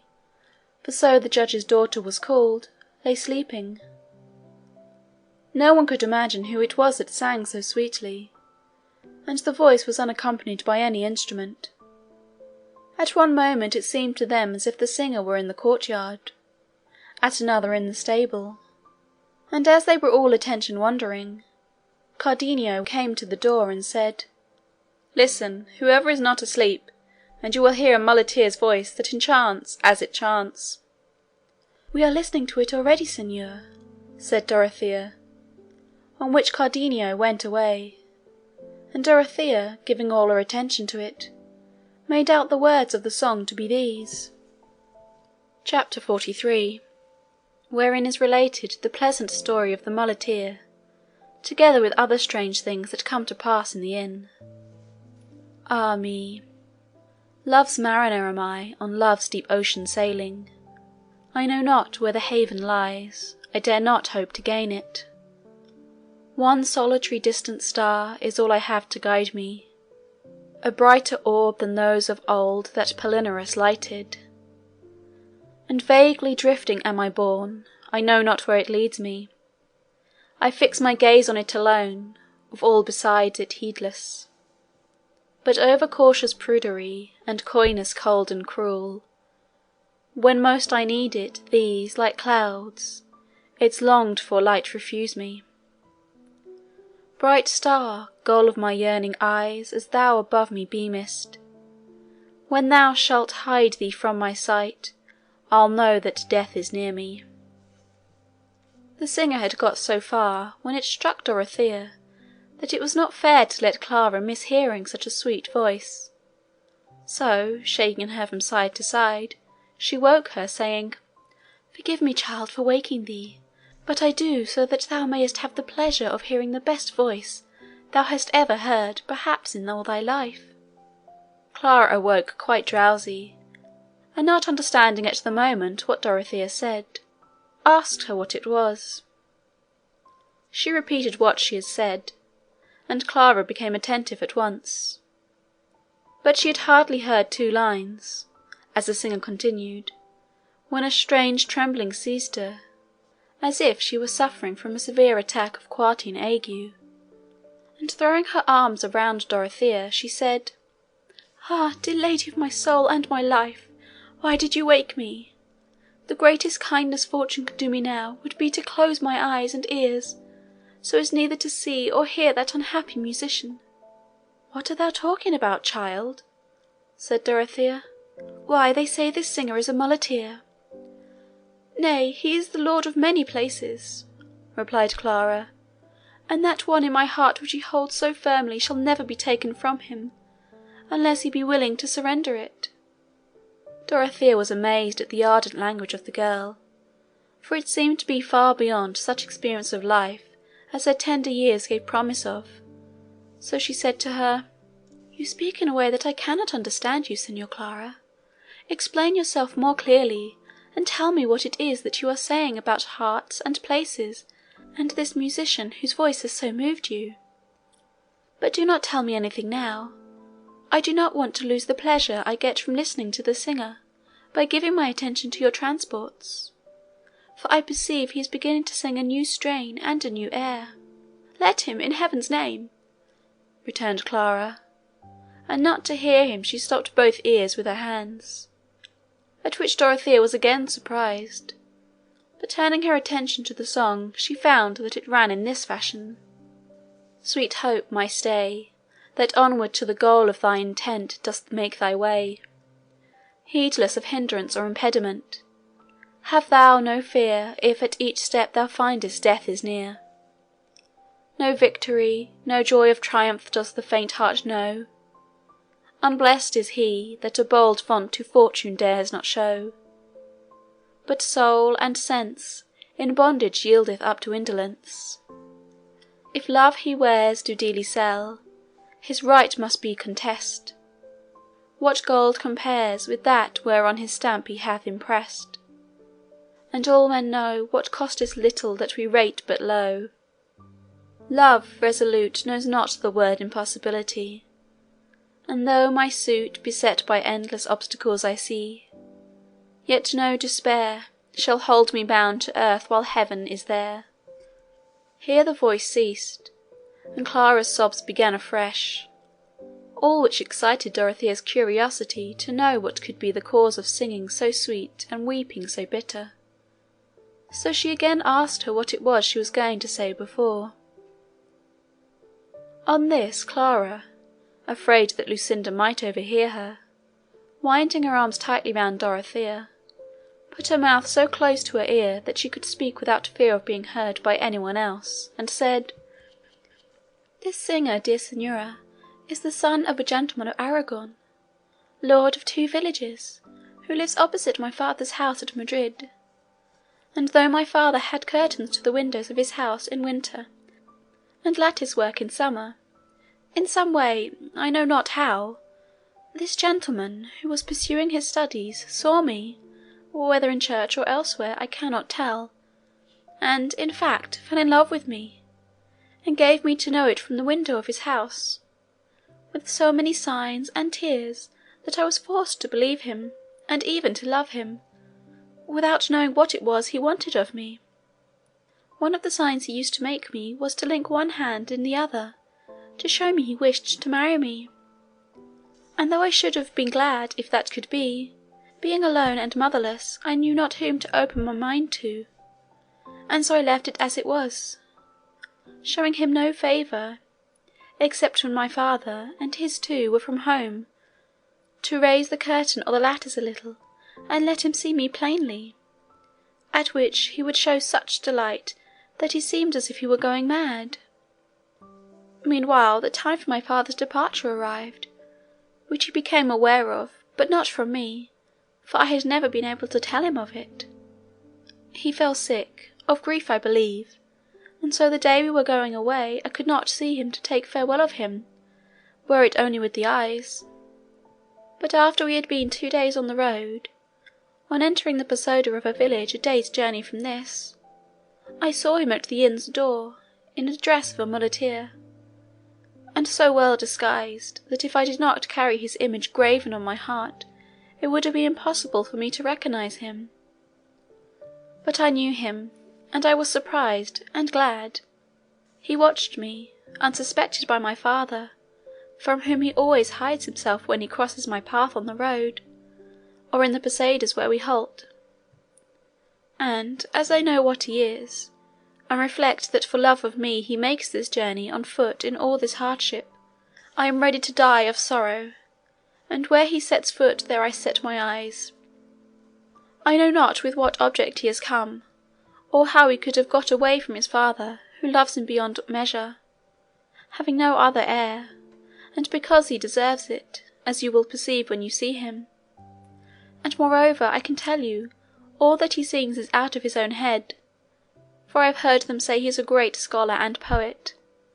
And what is more, every time I see him, or hear him sing, I tremble all over, and am terrified lest my father should recognize him and come to know of our loves. I have never spoken a word to him in my life, and for all that I love him, so that I could not live without him. This, dear Signora, is all I have to tell you about the musician whose voice has delighted you so much, and from it alone you might easily perceive he is no muleteer, but a lord of hearts and towns, as I told you already." "Say no more, Donna Clara," said Dorothea at this, at the same time kissing her 1,000 times over. "Say no more, I tell you, but wait till day comes, when I trust in God to arrange this affair of yours, so that it may have the happy ending such an innocent beginning deserves." "Ah, Signora," said Donna Clara, "what end can be hoped for when his father is of such lofty position and so wealthy that he would think I was not fit to be even a servant to his son, much less wife. And as to marrying without the knowledge of my father, I would not do it for all the world. I would not ask anything more than that this youth should go back and leave me. Perhaps with not seeing him, and the long distance we shall have to travel, the pain I suffer now may become easier. Though I dare say the remedy I propose will do me very little good. I don't know how the devil this has come about, or how this love I have for him got in. I such a young girl, and he such a mere boy, for I very believe we are both of an age, and I am not 16 yet, for I will be 16 Michaelmas Day next, my father says. Dorothea could not help laughing to hear how like a child Donna Clara spoke. "Let us go to sleep now, Signora," said she, "for the little of the night that I fancy is left to us. God will soon send us daylight, and we will set all to rights, or it will go hard with me." With this they fell asleep, and deep silence reigned all through the inn. The only persons not asleep were the landlady's daughter and her servant Maritornes, who, knowing the weak point of Don Quixote's humour, and that he was outside the inn mounting guard in armour and on horseback, resolved, the pair of them, to play some trick upon him, or at any rate to amuse themselves for a while by listening to his nonsense. As it so happened, there was not a window in the whole inn that looked outwards, except a hole in the wall of a straw loft, through which they used to throw out the straw. At this hole the two demi-damsels posted themselves, and observed Don Quixote on his horse, leaning on his pike, and from time to time sending forth such deep and doleful sighs, that he seemed to pluck up his soul by the roots with each of them, and they could hear him too saying in a soft, tender, loving tone, "O my lady Dulcinea del Toboso, perfection of all beauty, summit and crown of discretion, treasure house of grace, depositary of virtue, and finally, ideal of all that is good, honourable, and delectable in this world. What is thy grace doing now? Art thou, perchance, mindful of thy enslaved knight, who, of his own free will, hath exposed himself to so great perils, and all to serve thee? Give me tidings of her, O luminary of the three faces. Perhaps, at this moment envious of hers, thou art regarding her, either as she paces to and fro some gallery of her sumptuous palaces, or leans over some balcony, meditating how, whilst preserving her purity and greatness, she may mitigate the tortures this wretched heart of mine endures for her sake. What glory should recompense my sufferings, what repose my toil, and lastly, what death my life, and what reward my services? And thou, O son, thou art now doubtless harnessing thy steeds in haste to raise betimes and come forth to see my lady. When thou seest her, I entreat of thee to salute her on my behalf. But have a care, when thou shalt see her and salute her, that thou kiss not her face, for I shall be more jealous of thee than thou wert of that light-footed ingrate that made thee sweat and run so on the plains of Thessaly, or in the banks of the Peneus, for I do not exactly recollect where it was thou didst run on that occasion, in thy jealousy and love." Don Quixote had got so far in his pathetic speech, when the landlady's daughter began to signal him, saying, "Señor, come over here, please." At these signals and voice, Don Quixote turned his head, and saw by the light of the moon, which then was in its full splendour, that some one was calling to him from the hole in the wall, which seemed to him to be a window, and what is more, with a gilt grating, as rich castles, such as he believed the inn to be, ought to have. And it immediately suggested itself to his imagination that, as on the former occasion, the fair damsel, the daughter of the lady of the castle, overcome by love for him, was once more endeavouring to win his affections. And with this idea, not to show himself discourteous or ungrateful, he turned Rocinante's head and approached the hole. and as he perceived the two wenches, he said, "I pity you, beauteous lady, that you should have directed your thoughts of love to a quarter from whence it is impossible that such a return can be made to you as is due to your great merit and gentle birth,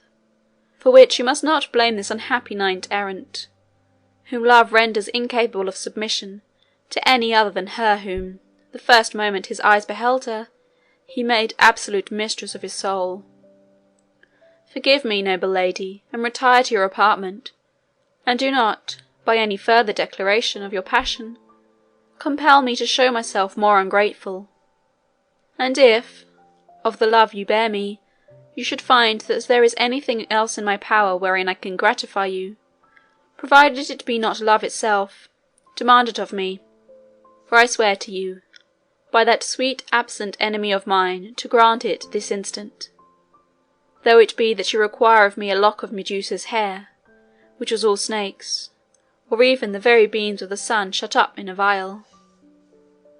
"My mistress wants nothing of that sort, Sir Knight," said Maritornes at this. "What then, discreet dame, is it that your mistress wants?" replied Don Quixote. "Only one of your fair hands," said Maritornes, "to enable her to vent over it the great passion which has brought her to this loophole, so much to the risk of her honour, for if the lord her father had heard her, the last slice he would cut off would be her ear." "I should like to see that tried," said Don Quixote, "but he had better beware of that, if he does not want to meet the most disastrous end that ever father in the world met for having laid hands on the tender limbs of a love-stricken daughter." Maritornes felt sure that Don Quixote would present the hand she had asked, and making up her mind what to do, she got down from the hole and went into the stable, where she took the halter of Sancho Panza's ass, and in all haste returned to the hole, just as Don Quixote had planted himself, standing on Rocinante's saddle, in order to reach the grated window where he supposed the lovelorn damsel to be, and giving her his hand, he said, "Lady, take this hand, or rather, this scourge of the evildoers of the earth. Take, I say, this hand which no other hand of woman has ever touched,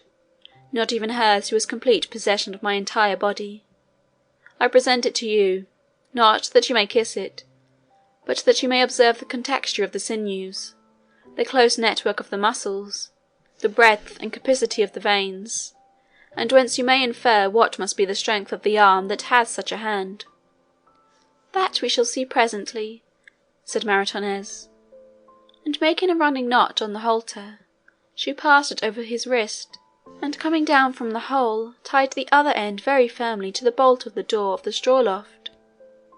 Don Quixote, feeling the roughness of the rope on his wrist, exclaimed, "Your grace seems to be grating rather than caressing my hand. Treat it not so harshly, for it is not to blame for the offence my resolution has given you, nor is it just to wreak all your vengeance on so small a part. Remember that one who loves so well should not revenge herself so cruelly."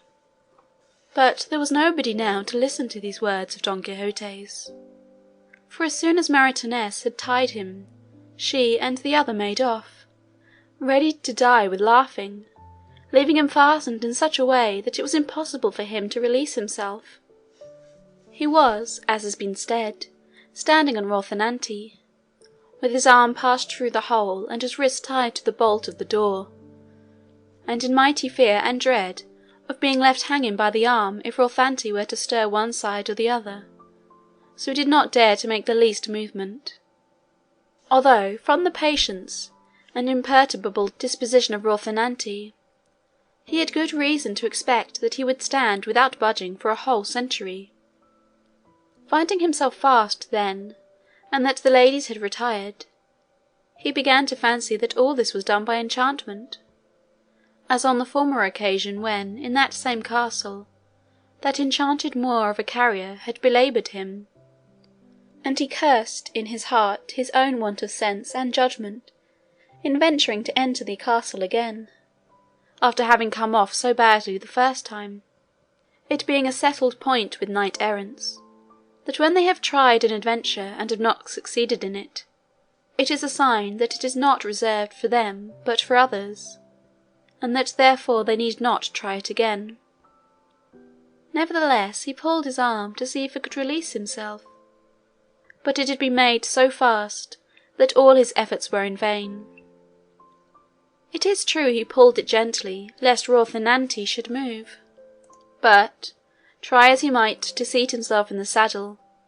he had nothing for it but to stand upright or pull his hand off. Then it was he wished for the sword of Amadis, against which no enchantment whatever had any power. Then he cursed his ill fortune. Then he magnified the loss the world was sustained by his absence while he remained there enchanted, for that he believed was beyond all doubt. Then he once more took to thinking of his beloved Dulcinea del Toboso. Then he called to his worthy squire Sancho Panza, who, buried in sleep, and stretched upon the pack-saddle of his ass, was oblivious at that moment of the mother that bore him. Then he called upon the sages Logandio and Alquiff to come to his aid. Then he invoked his good friend Uganda to succour him, and then, at last, morning found him in such a state of desperation and perplexity that he was bellowing like a bull, for he had no hope the day would bring any relief to his suffering, which he believed would last for ever, insomuch as he was enchanted. And of this he was convinced by seeing that Rocinante never stirred, much or little, and he felt persuaded that he and his horse were to remain in this state, without eating or drinking or sleeping, until the malign influence of the stars was overpast, or until some other more sage enchanter should disenchant him. But he was very much deceived in this conclusion, for daylight had hardly begun to appear when there came up to the inn 4 men on horseback, well equipped and accoutred, with firelocks across their saddle-bows. They called out and knocked loudly at the gate of the inn, which was still shut. On seeing which, Don Quixote, even there where he was, did not forget to act as sentinel, and said in a loud and imperious tone, "Knights or squires, or whatever ye be, ye have no right to knock at the gates of this castle, for it is plain enough that they who are within are either asleep, or else are not in the habit of throwing open the fortress until the sun's rays are spread over the whole surface of the earth. Withdraw to a distance, and wait till it is broad daylight, and then we shall see whether it will be proper or not to open to you." "What the devil fortress or castle is this," said one, "to make us stand on such ceremony? If you are the innkeeper, bid them open to us. We are travellers, who only want to feed our horses and go on, for we are in haste." "Do you think, gentlemen, that I look like an innkeeper?" said Don Quixote.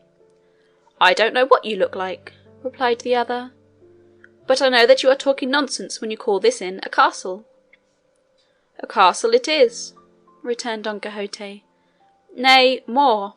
one of the best in this whole province, and it has within it people who have had the sceptre in their hand and the crown on their head."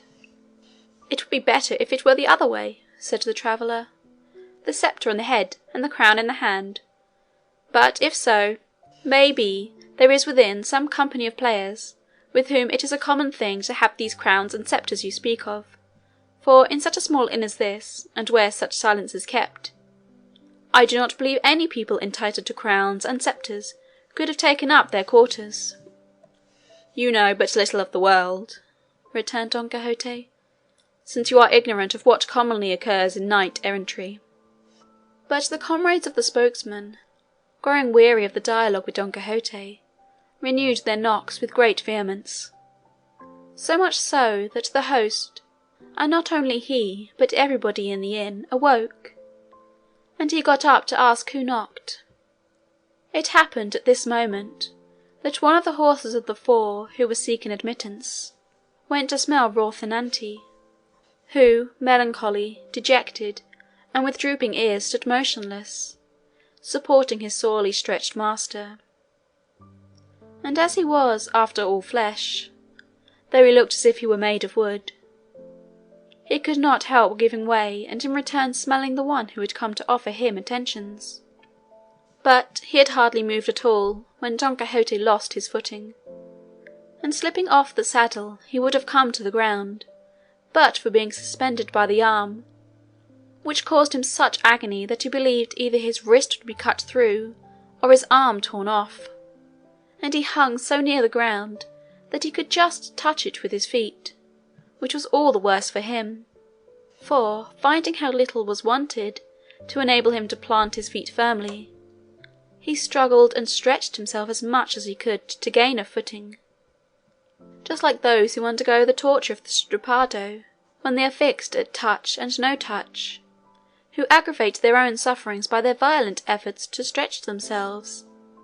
deceived by the hope which makes them fancy that with a very little more they will reach the ground.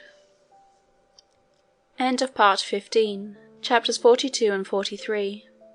Don Quixote, Volume 1, by Miguel de Cervantes Saavedra, translated by John Ormsby.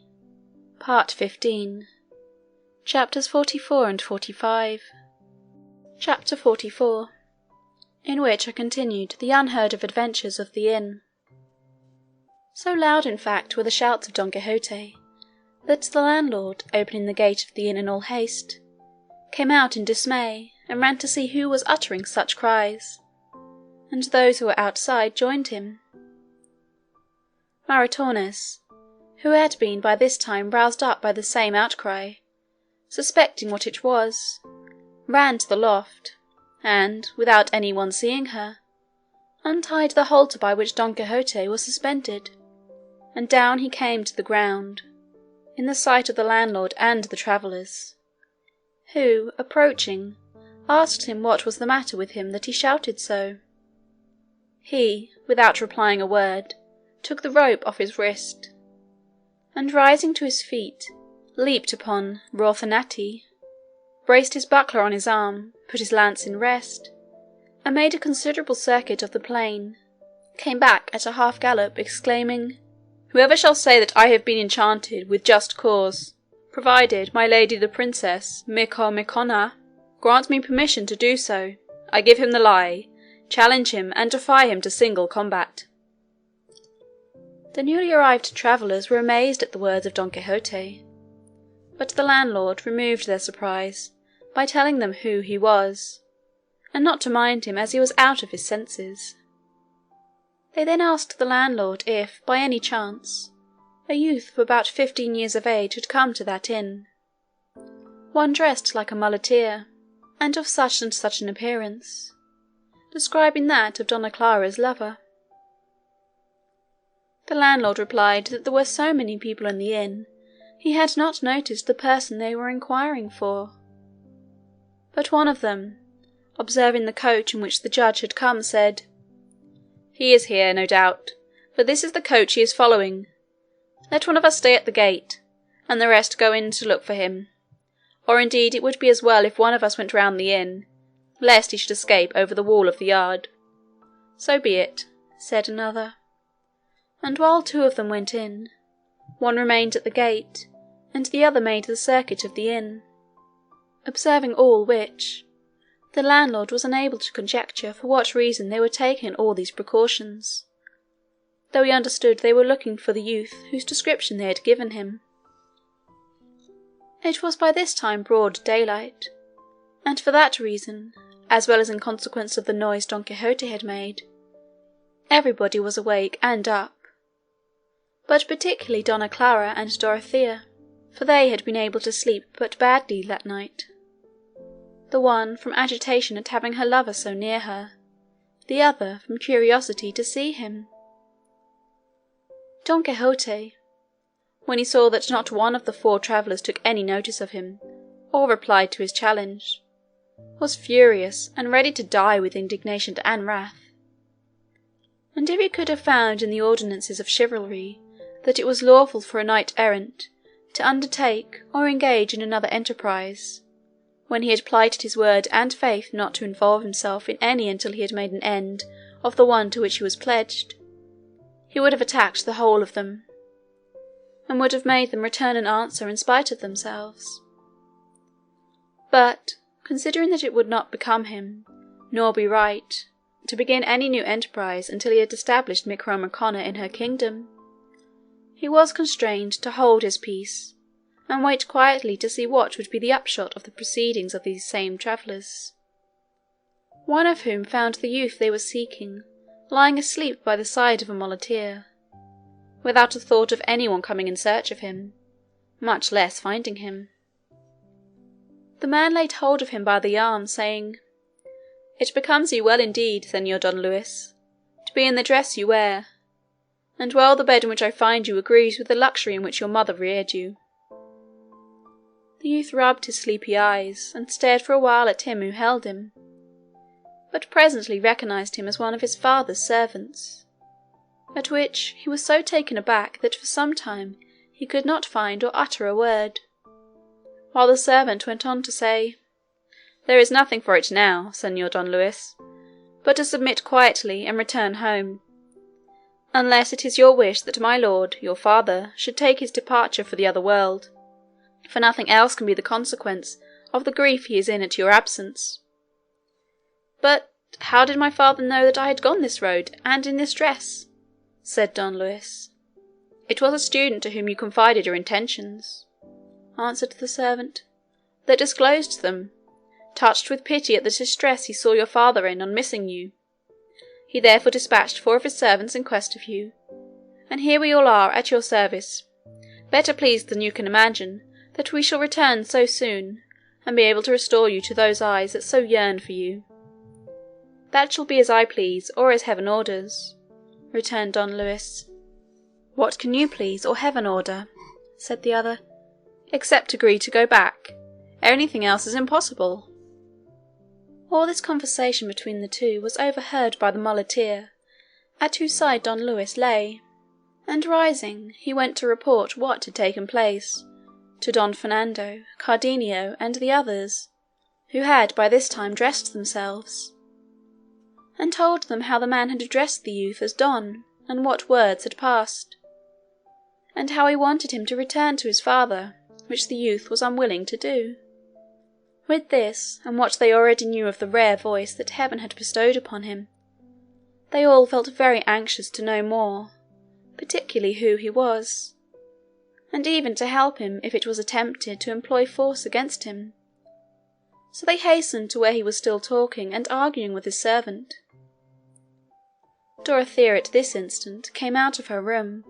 followed by Donna Clara, all in a tremor, and calling Cardenio aside, she told him in a few words the story of the musician and Donna Clara, and he at the same time told her what had happened, how his father's servants had come in search of him.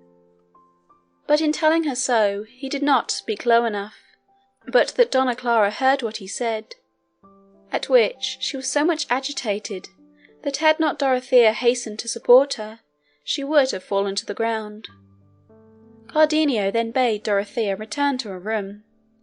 as he would endeavour to make the whole matter right, and they did as he desired. All the 4 who had come in quest of Don Luis had now come into the inn, and surrounded him, urging him to return and console his father at once and without a moment's delay. He replied that he could not do so on any account, until he had concluded some business in which his life, honour, and heart were at stake. The servants pressed him, saying that most certainly they would not return without him, and that they would take him away whether he liked it or not. "You shall not do that," replied Don Luis, "unless you take me dead, though, however you take me, it will be without life." By this time most of those in the inn had been attracted by the dispute, but particularly Cardenio, Don Fernando, his companions, the judge, the curate, the barber, and Don Quixote, for he now considered there was no necessity for mounting guard over the castle any longer. Cardenio, being already acquainted with the young man's story, asked the men who wanted to take him away what object they had in seeking to carry off this youth against his will. "Our object," said one of the 4, "is to save the life of his father, who is in danger of losing it through this gentleman's disappearance." Upon this Don Luis exclaimed, "There is no need to make my affairs public here. I am free, and I will return if I please, and if not, none of you shall compel me." "Reasons will compel your worship," said the man, "and if it has no power over you, it has power over us, to make us do what we came for, and what it is our duty to do." "Let us hear what the whole affair is about," said the judge at this. But the man, who knew him as a neighbour of theirs, replied, "Do you not know this gentleman, señor judge? He is the son of your neighbour, who has run away from his father's house in a dress so unbecoming his rank, as your worship may perceive." The judge, on this, looked at him more carefully, and recognised him, and embracing him said, "What folly is this, Señor Don Luis? Or what can have been the cause that could have induced you to come here in this way, and in this dress, which so ill becomes your condition?" Tears came into the eyes of the young man, and he was unable to utter a word in reply to the judge, who told the 4 servants not to be uneasy, for all would be satisfactorily settled. And then, taking Don Luis by the hand, he drew him aside and asked the reason of his having come there. But while he was questioning him they heard a loud outcry at the gate of the inn, the cause of which was that 2 of the guests who had passed the night there, seeing everybody busy about finding out what it was the 4 men wanted, had conceived the idea of going off without paying what they owed. But the landlord, who minded his own affairs more than other people's, caught them going out of the gate, and demanded his reckoning, abusing them for their dishonesty with such language that he drove them to reply with their fists, and so they began to lay on him in such a style that the poor man was forced to cry out and call for help. The landlady and her daughter could see no one more free to give aid than Don Quixote, and to him the daughter said, "Sir Knight, by the virtue God has given you, help my poor father, for 2 wicked men are beating him to a mummy." To which Don Quixote, very deliberately and phlegmatically, replied, "Fair damsel, at the present moment your request is inopportune, for I am debarred from involving myself in any adventure, until I have brought to a happy conclusion one to which my world has pledged me. But that which I can do for you is what I will now mention. Run, and tell your father to stand his ground as well as he can in this battle, and on no account to allow himself to be vanquished, while I go and request permission of the Princess Micomicona to enable me to succour him in his distress, and if she grants it, rest assured I will relieve him from it." "Sinner that I am," exclaimed Maritornes, who stood by, "before you've got your permission my master will be in the other world." "Give me leave, señora, to obtain the permission I speak of," returned Don Quixote, "and if I get it, it will matter very little if he is in the other world, for I will rescue him thence in spite of all the same world can do. Or, at any rate, I will give you such a revenge over those who have sent him there that you will be more than moderately satisfied." And without saying anything more, he went and knelt before Dorothea, requesting her highness in knightly and errant phrase to be pleased to grant him permission to aid and succour the castellan of the castle, who now stood in grievous jeopardy. The princess granted it graciously, and he at once, bracing his buckler on his arm and drawing his sword, hastened to the inn gate, where the 2 guests were still handling the landlord roughly. But as soon as he reached the spot he stopped short and stood still. The Maritornes and the landlady asked him why he hesitated to help their master and husband. "I hesitate," said Don Quixote, "because it is not lawful for me to draw sword against persons of squirely condition. But call my squire Sancho to me, for this defence and vengeance are his affair and business." Thus matters stood at the inn gate, where there was a very lively exchange of fisticuffs and punches, to the sore damage of the landlord,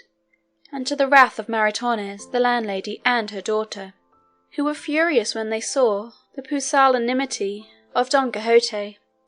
and the hard treatment of their master, husband, and father was undergoing. But let us leave him there, for he will surely find someone to help him,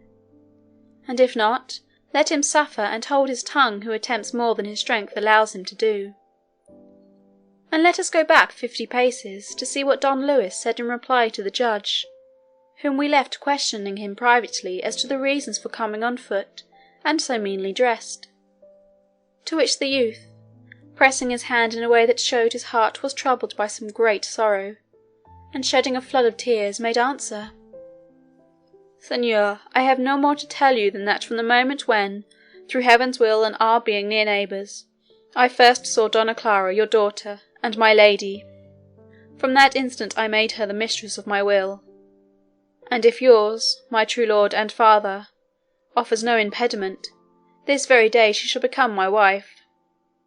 For her I left my father's house, and for her I assumed this disguise, to follow her whithersoever she may go, as the arrow seeks its mark, or the sailor the pole star.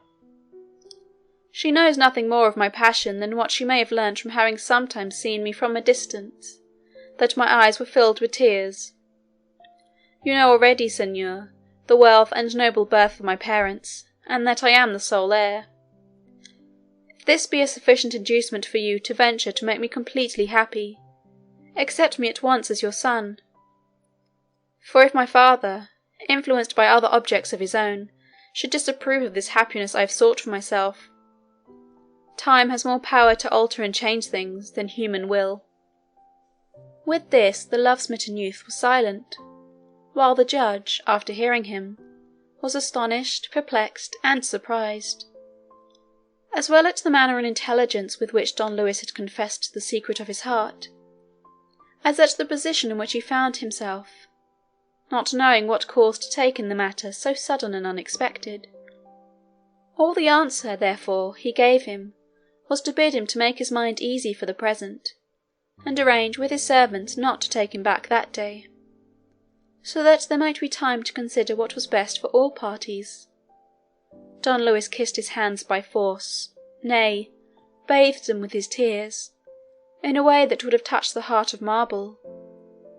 not to say that of the judge, who, as a shrewd man, had already perceived how advantageous the marriage would be to his daughter, though, were it possible, he would have preferred that it should be brought about with the consent of the father of Don Louis, who he knew looked for a title for his son. The guests had by this time made peace with the landlord, for by persuasion and by Don Quixote's fair words more than by threats, they paid him what he demanded, and the servants of Don Louis were waiting for the end of the conversation with the judge and their master's decision, when the devil, who never sleeps, contrived that the barber, for whom Don Quixote had taken Mambrino's helmet, and Sancho Panza the trappings of his ass in exchange for those of his own, should at this instant enter the inn, which said barber, as he led his ass to the stable, observed Sancho Panza engaged in repairing something or other belonging to the pack-saddle, and the moment he saw it he knew it, and made bold to attack Sancho, exclaiming, "Ho, sir thief, I have caught you. Hand over my basin and my pack-saddle, and all my trappings that you robbed me of." Sancho, finding himself so unexpectedly assailed, and hearing the abuse poured upon him, seized the pack-saddle with one hand, and with the other gave the barber a cuff that bathed his teeth in blood. The barber, however, was not so ready to relinquish the prize he had made in the pack-saddle.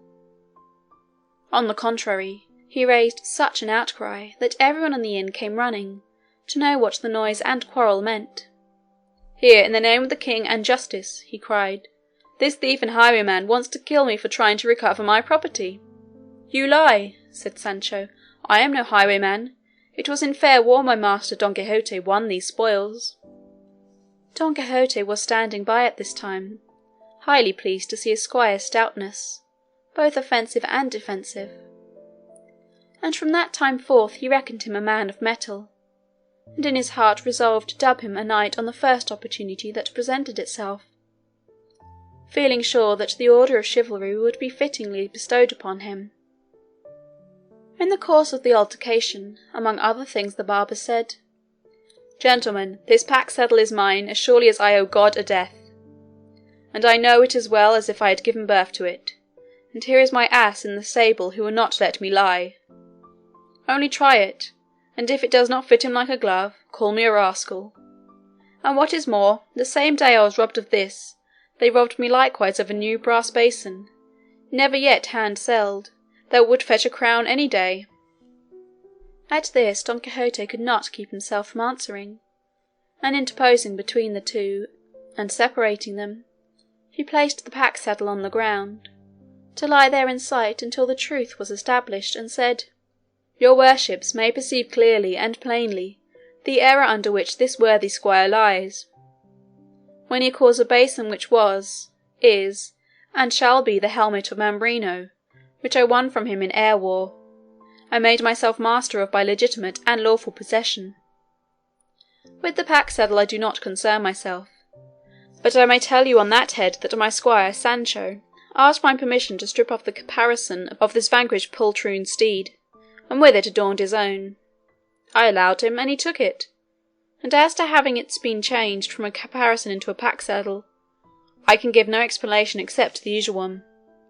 that such transformations will take place in adventures of chivalry. To confirm all which, run, Sancho my son, and fetch hither the helmet which this good fellow calls a basin." "Egad, master," said Sancho, "if we have no other proof of our case than that your worship puts forward, Mambrino's helmet is just as much a basin as this good fellow's caparison is a pack-saddle." "Do as I bid thee," said Don Quixote. "It cannot be that everything in this castle goes by enchantment." Sancho hastened to where the basin was, and brought it back with him. And when Don Quixote saw it, he took hold of it and said, "Your worships may see with what a face this squire can assert that this is a basin and not the helmet I told you of. And I swear by the order of chivalry I profess, that this helmet is the identical one I took from him, without anything added to or taken from it." "There is no doubt of that," said Sancho, "for from the time my master won it until now he has only fought one battle in it, when he let loose those unlucky men in chains. And if it had not been for this basin helmet, he would not have come off over well that time, for there was plenty of stone throwing in the affair." Chapter 45, in which the doubtful question of Mambrino's helmet and the pack-saddle is finally settled, with other adventures that occurred in truth and earnest. "What do you think now, gentlemen," said the barber, "of what these gentles say, when they want to make out that this is a helmet?" "And whoever says the contrary?" said Don Quixote. "I will let him know he lies if he is a knight, and if he is a squire that he lies again 1,000 times." Our owner barber, who was present at this, and understood Don Quixote's humour so thoroughly, that it took into his head to back up his delusion, and carry on the joke for the general amusement. So addressing the other barber, he said, "Señor barber, or whatever you are, you must know that I belong to your profession too, and have had a license to practise for more than 20 years, and I know the implements of the barber craft, every one of them, perfectly well. And I was likewise a soldier from some time in the days of my youth, and I know also what a helmet is, and a morion, and a headpiece with a visor, and other things pertaining to soldiering. I meant to say to soldiers' arms, and I say, saving better opinions and always with submission to sounder judgments, that this piece we now have before us, which this worthy gentleman has in his hands, not only is no barber's basin, but it is far from being one as white is from black, and truth from falsehood. I say, moreover, that this, although it is a helmet, is not a complete helmet." "Certainly not," said Don Quixote, "for half of it is wanting, that is to say the beaver." "It is quite true," said the curate, who saw the object of his friend the barber, and Cardenio, Don Fernando, and his companions agreed with him. And even the judge, if his thoughts had not been so full of Don Lewis's affair, would have helped to carry on the joke. But he was so taken up with the serious matters he had on his mind that he paid little or no attention to these facetious proceedings. "God bless me!" exclaimed their butt, the barber, at this. "Is it possible that such an honourable company can say that this is not a basin, but a helmet? Why, this is a thing that would astonish a whole university, however wise it might be. That will do. If this basin is a helmet, why, then the pack-saddle must be a horse's capstan, as the gentleman has said." "To me it looks like a pack-saddle," said Don Quixote. "But I have already said that with that question I do not concern myself." "As to whether it be pack-saddle or caparison," said the curate, "it is only for Señor Don Quixote to say, for in these matters of chivalry all these gentlemen and I bow to his authority." "By God, gentlemen," said Don Quixote, "so many strange things have happened to me in this castle on the 2 occasions on which I have sojourned in it, that I will not venture to assert anything positively in reply to any question touching anything it contains. For it is my belief that everything that goes on within it goes by enchantment. The first time, an enchanted Moor that there is in it gave me sore trouble, nor did Sancho fare well among certain followers of his. And last night I was kept hanging by this arm for nearly 2 hours, without knowing how or why I came by such a mishap. So that now, for me to come forward to give an opinion in such a puzzling matter would be to risk a rash decision. As regards the assertion that this is a basin and not a helmet, I have already given an answer. But as to the question whether this is a pack-saddle or a caparison, I will not venture to give a positive opinion, but will leave it to your worship's better judgment. Perhaps, as you are not dubbed knights like myself, the enchantments of this place have nothing to do with you, and your faculties are unfettered, and you can see things in this castle as they really and truly are, and not as they appear to me." "There can be no question," said Don Fernando on this, "but that Señor Don Quixote has spoken very wisely, and that with us rests the decision of this matter, and that we may have surer ground to go on, I will take the votes of the gentlemen in secret, and declare the result clearly and fully." To those who were in the secret of Don Quixote's humour, all this afforded great amusement, but to those who knew nothing about it, it seemed the greatest nonsense in the world, in particular to the 4 servants of Don Luis, as well as to Don Luis himself, and to 3 other travellers who had by chance come to the inn, and had the appearance of officers of the Holy Brotherhood, as indeed they were. But the one who above all was at his wits' end was the barber Basin. There before his very eyes had been turned into Mambrino's helmet, and whose pack-saddle he had no doubt whatever was about to become a rich caparison for a horse. All laughed to see Don Fernando going from one to another, collecting the votes, and whispering to them to give him their private opinion, whether the treasure over which they had been so much fighting was a pack-saddle or a caparison. But after he had taken the votes of those who knew Don Quixote, he said aloud, "The fact is, my good fellow, that I am tired collecting such a number of opinions, for I find that there is not one of whom I ask what I desire to know, who does not tell me that it is absurd to say that this is a pack-saddle of an ass, and not the caparison of a horse, nay, of a thoroughbred horse. So you must submit, for in spite of you and your ass, this is a caparison and no pack-saddle, and you have stated and proved your case very badly." "May I never share heaven," said the poor barber, "if your worships are not all mistaken, and may my soul appear before God as that appears to me a pack-saddle, and not a caparison. But laws go, I say no more, and indeed I am not drunk, for I am fasting, except it be from sin." The simple talk of the barber did not afford less amusement than the absurdities of Don Quixote, who now observed, "There is no more to be done now than for each to take what belongs to him, and to whom God has given it, may St. Peter add his blessing." "But," said one of the 4 servants, "unless indeed this is a deliberate joke,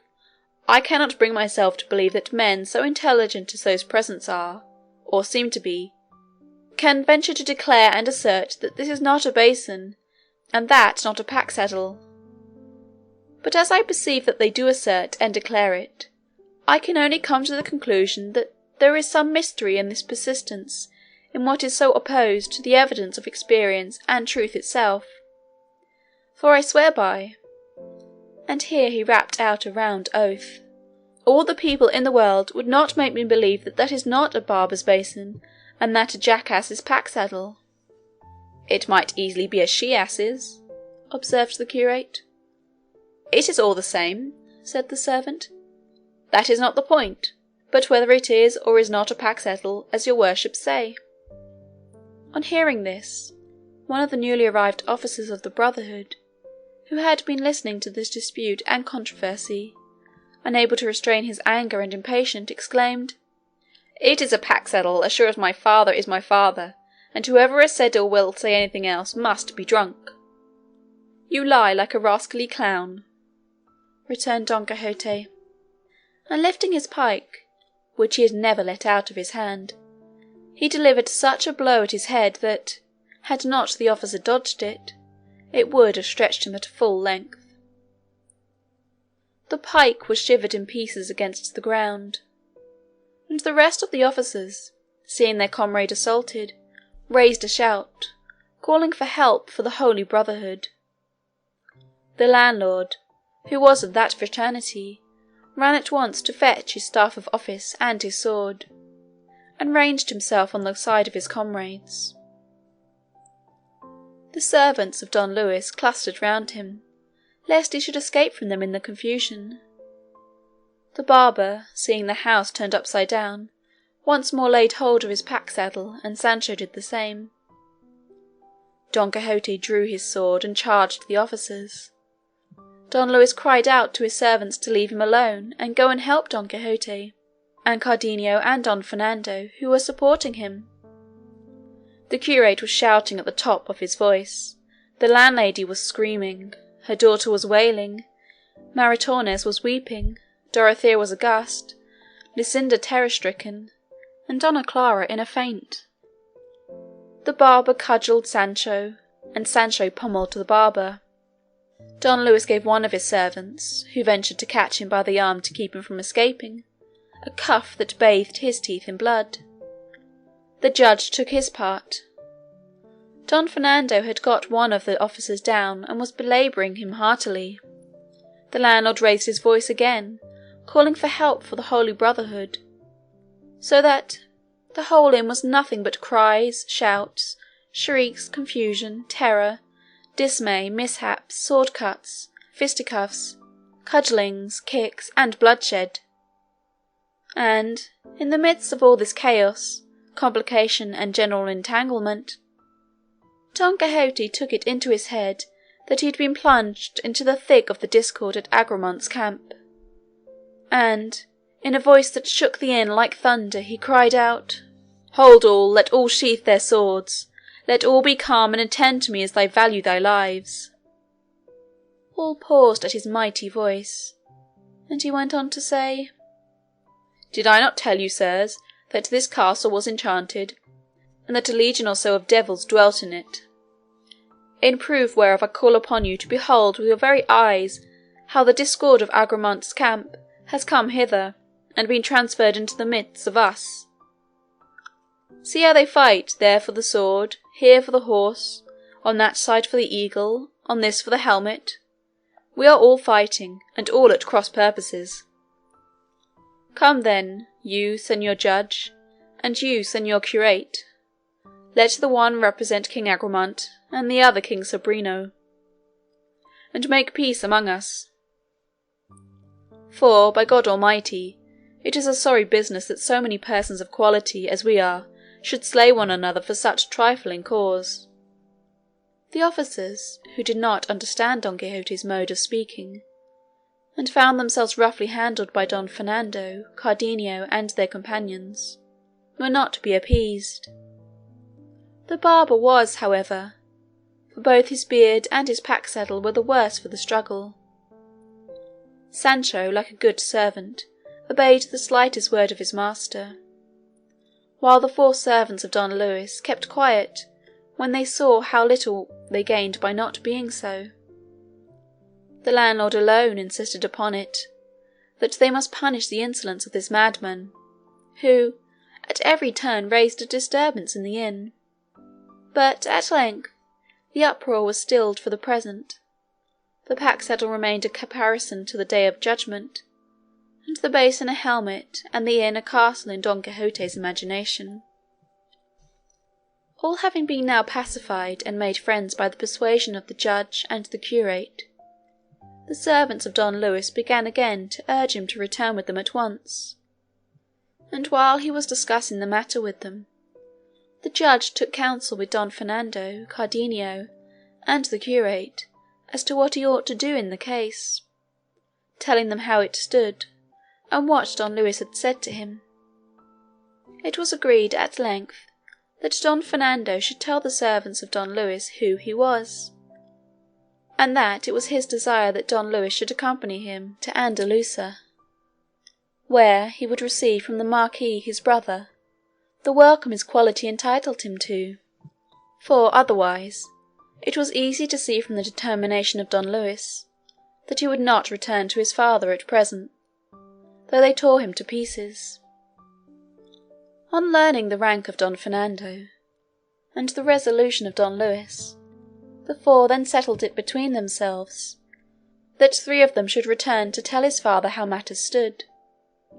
and that the other should remain to wait upon Don Luis, and not to leave him until they came back for him, or his father's orders were known. Thus, by the authority of Agramant, and the wisdom of King Sobrino, all this complication of dispute was arranged. But the enemy of concord and hater of peace, feeling himself slighted and made a fool of, and seeing how little he had gained after having involved them all in such an elaborate entanglement, resolved to try his hand once more by stirring up fresh quarrels and disturbances. It came about in this way. The officers were pacified on learning the rank of those whom they had been engaged, and withdrew from the contest, considering that whatever the result might be, they were likely to get the worst of the battle. But one of them, the one who had been thrashed and kicked by Don Fernando, recollected that among some warrants he carried for the arrest of certain delinquents, he had one against Don Quixote, whom the Holy Brotherhood had ordered to be arrested for setting the galley slaves free, as Sancho had, with very good reason, apprehended. Suspecting how it was then, he wished to satisfy himself as to whether Don Quixote's features corresponded, and taking a parchment out of his bosom, he lit upon what he was in search of, and setting himself to read it deliberately, for he was not a quick reader, as he made out each word he fixed his eyes on Don Quixote, and went on comparing the description in the warrant with his face, and discovered that beyond all doubt he was the person described in it. As soon as he had satisfied himself, folding up the parchment, he took the warrant in his left hand, and with his right seized Don Quixote by the collar so tightly that he did not allow him to breathe, and shouted aloud, "Help, for the Holy Brotherhood, and that you may see I demand it in earnest, read this warrant, which says this highwayman is to be arrested." The curate took the warrant, and saw that what the officer said was true, and that it agreed with Don Quixote's appearance, who, on his part, when he found himself roughly handled by this rascally clown, worked up to the highest pitch of wrath, and all his joints creaking with rage, with both hands seized the officer by the throat with all his might, so that, had he not been helped by his comrades, he would have yielded up his life ere Don Quixote released his hold. The landlord, who had perforce to support his brother officers, ran at once to aid them. The landlady, when she saw her husband engaged in a fresh quarrel, lifted up her voice afresh, and its note was immediately caught up by Maritornes and her daughter, calling upon heaven and all present for help. And Sancho, seeing what was going on, exclaimed, "By the Lord, it is quite true what my master says about the enchantments of this castle, for it is impossible to live an hour in peace in it." Don Fernando parted the officer and Don Quixote, and to their mutual contentment made them relax the grips by which they held, the one the coat collar, the other the throat of his adversary. For all this, however, the officers did not cease to demand their prisoner, and call on them to help, and deliver him overbound into their power, as was required for the service of the king and of the Holy Brotherhood, on whose behalf they again demanded aid and assistance, to effect the capture of this robber and footpad of the highways. Don Quixote smiled when he heard these words, and said very calmly, "Come now, base, ill-born brood.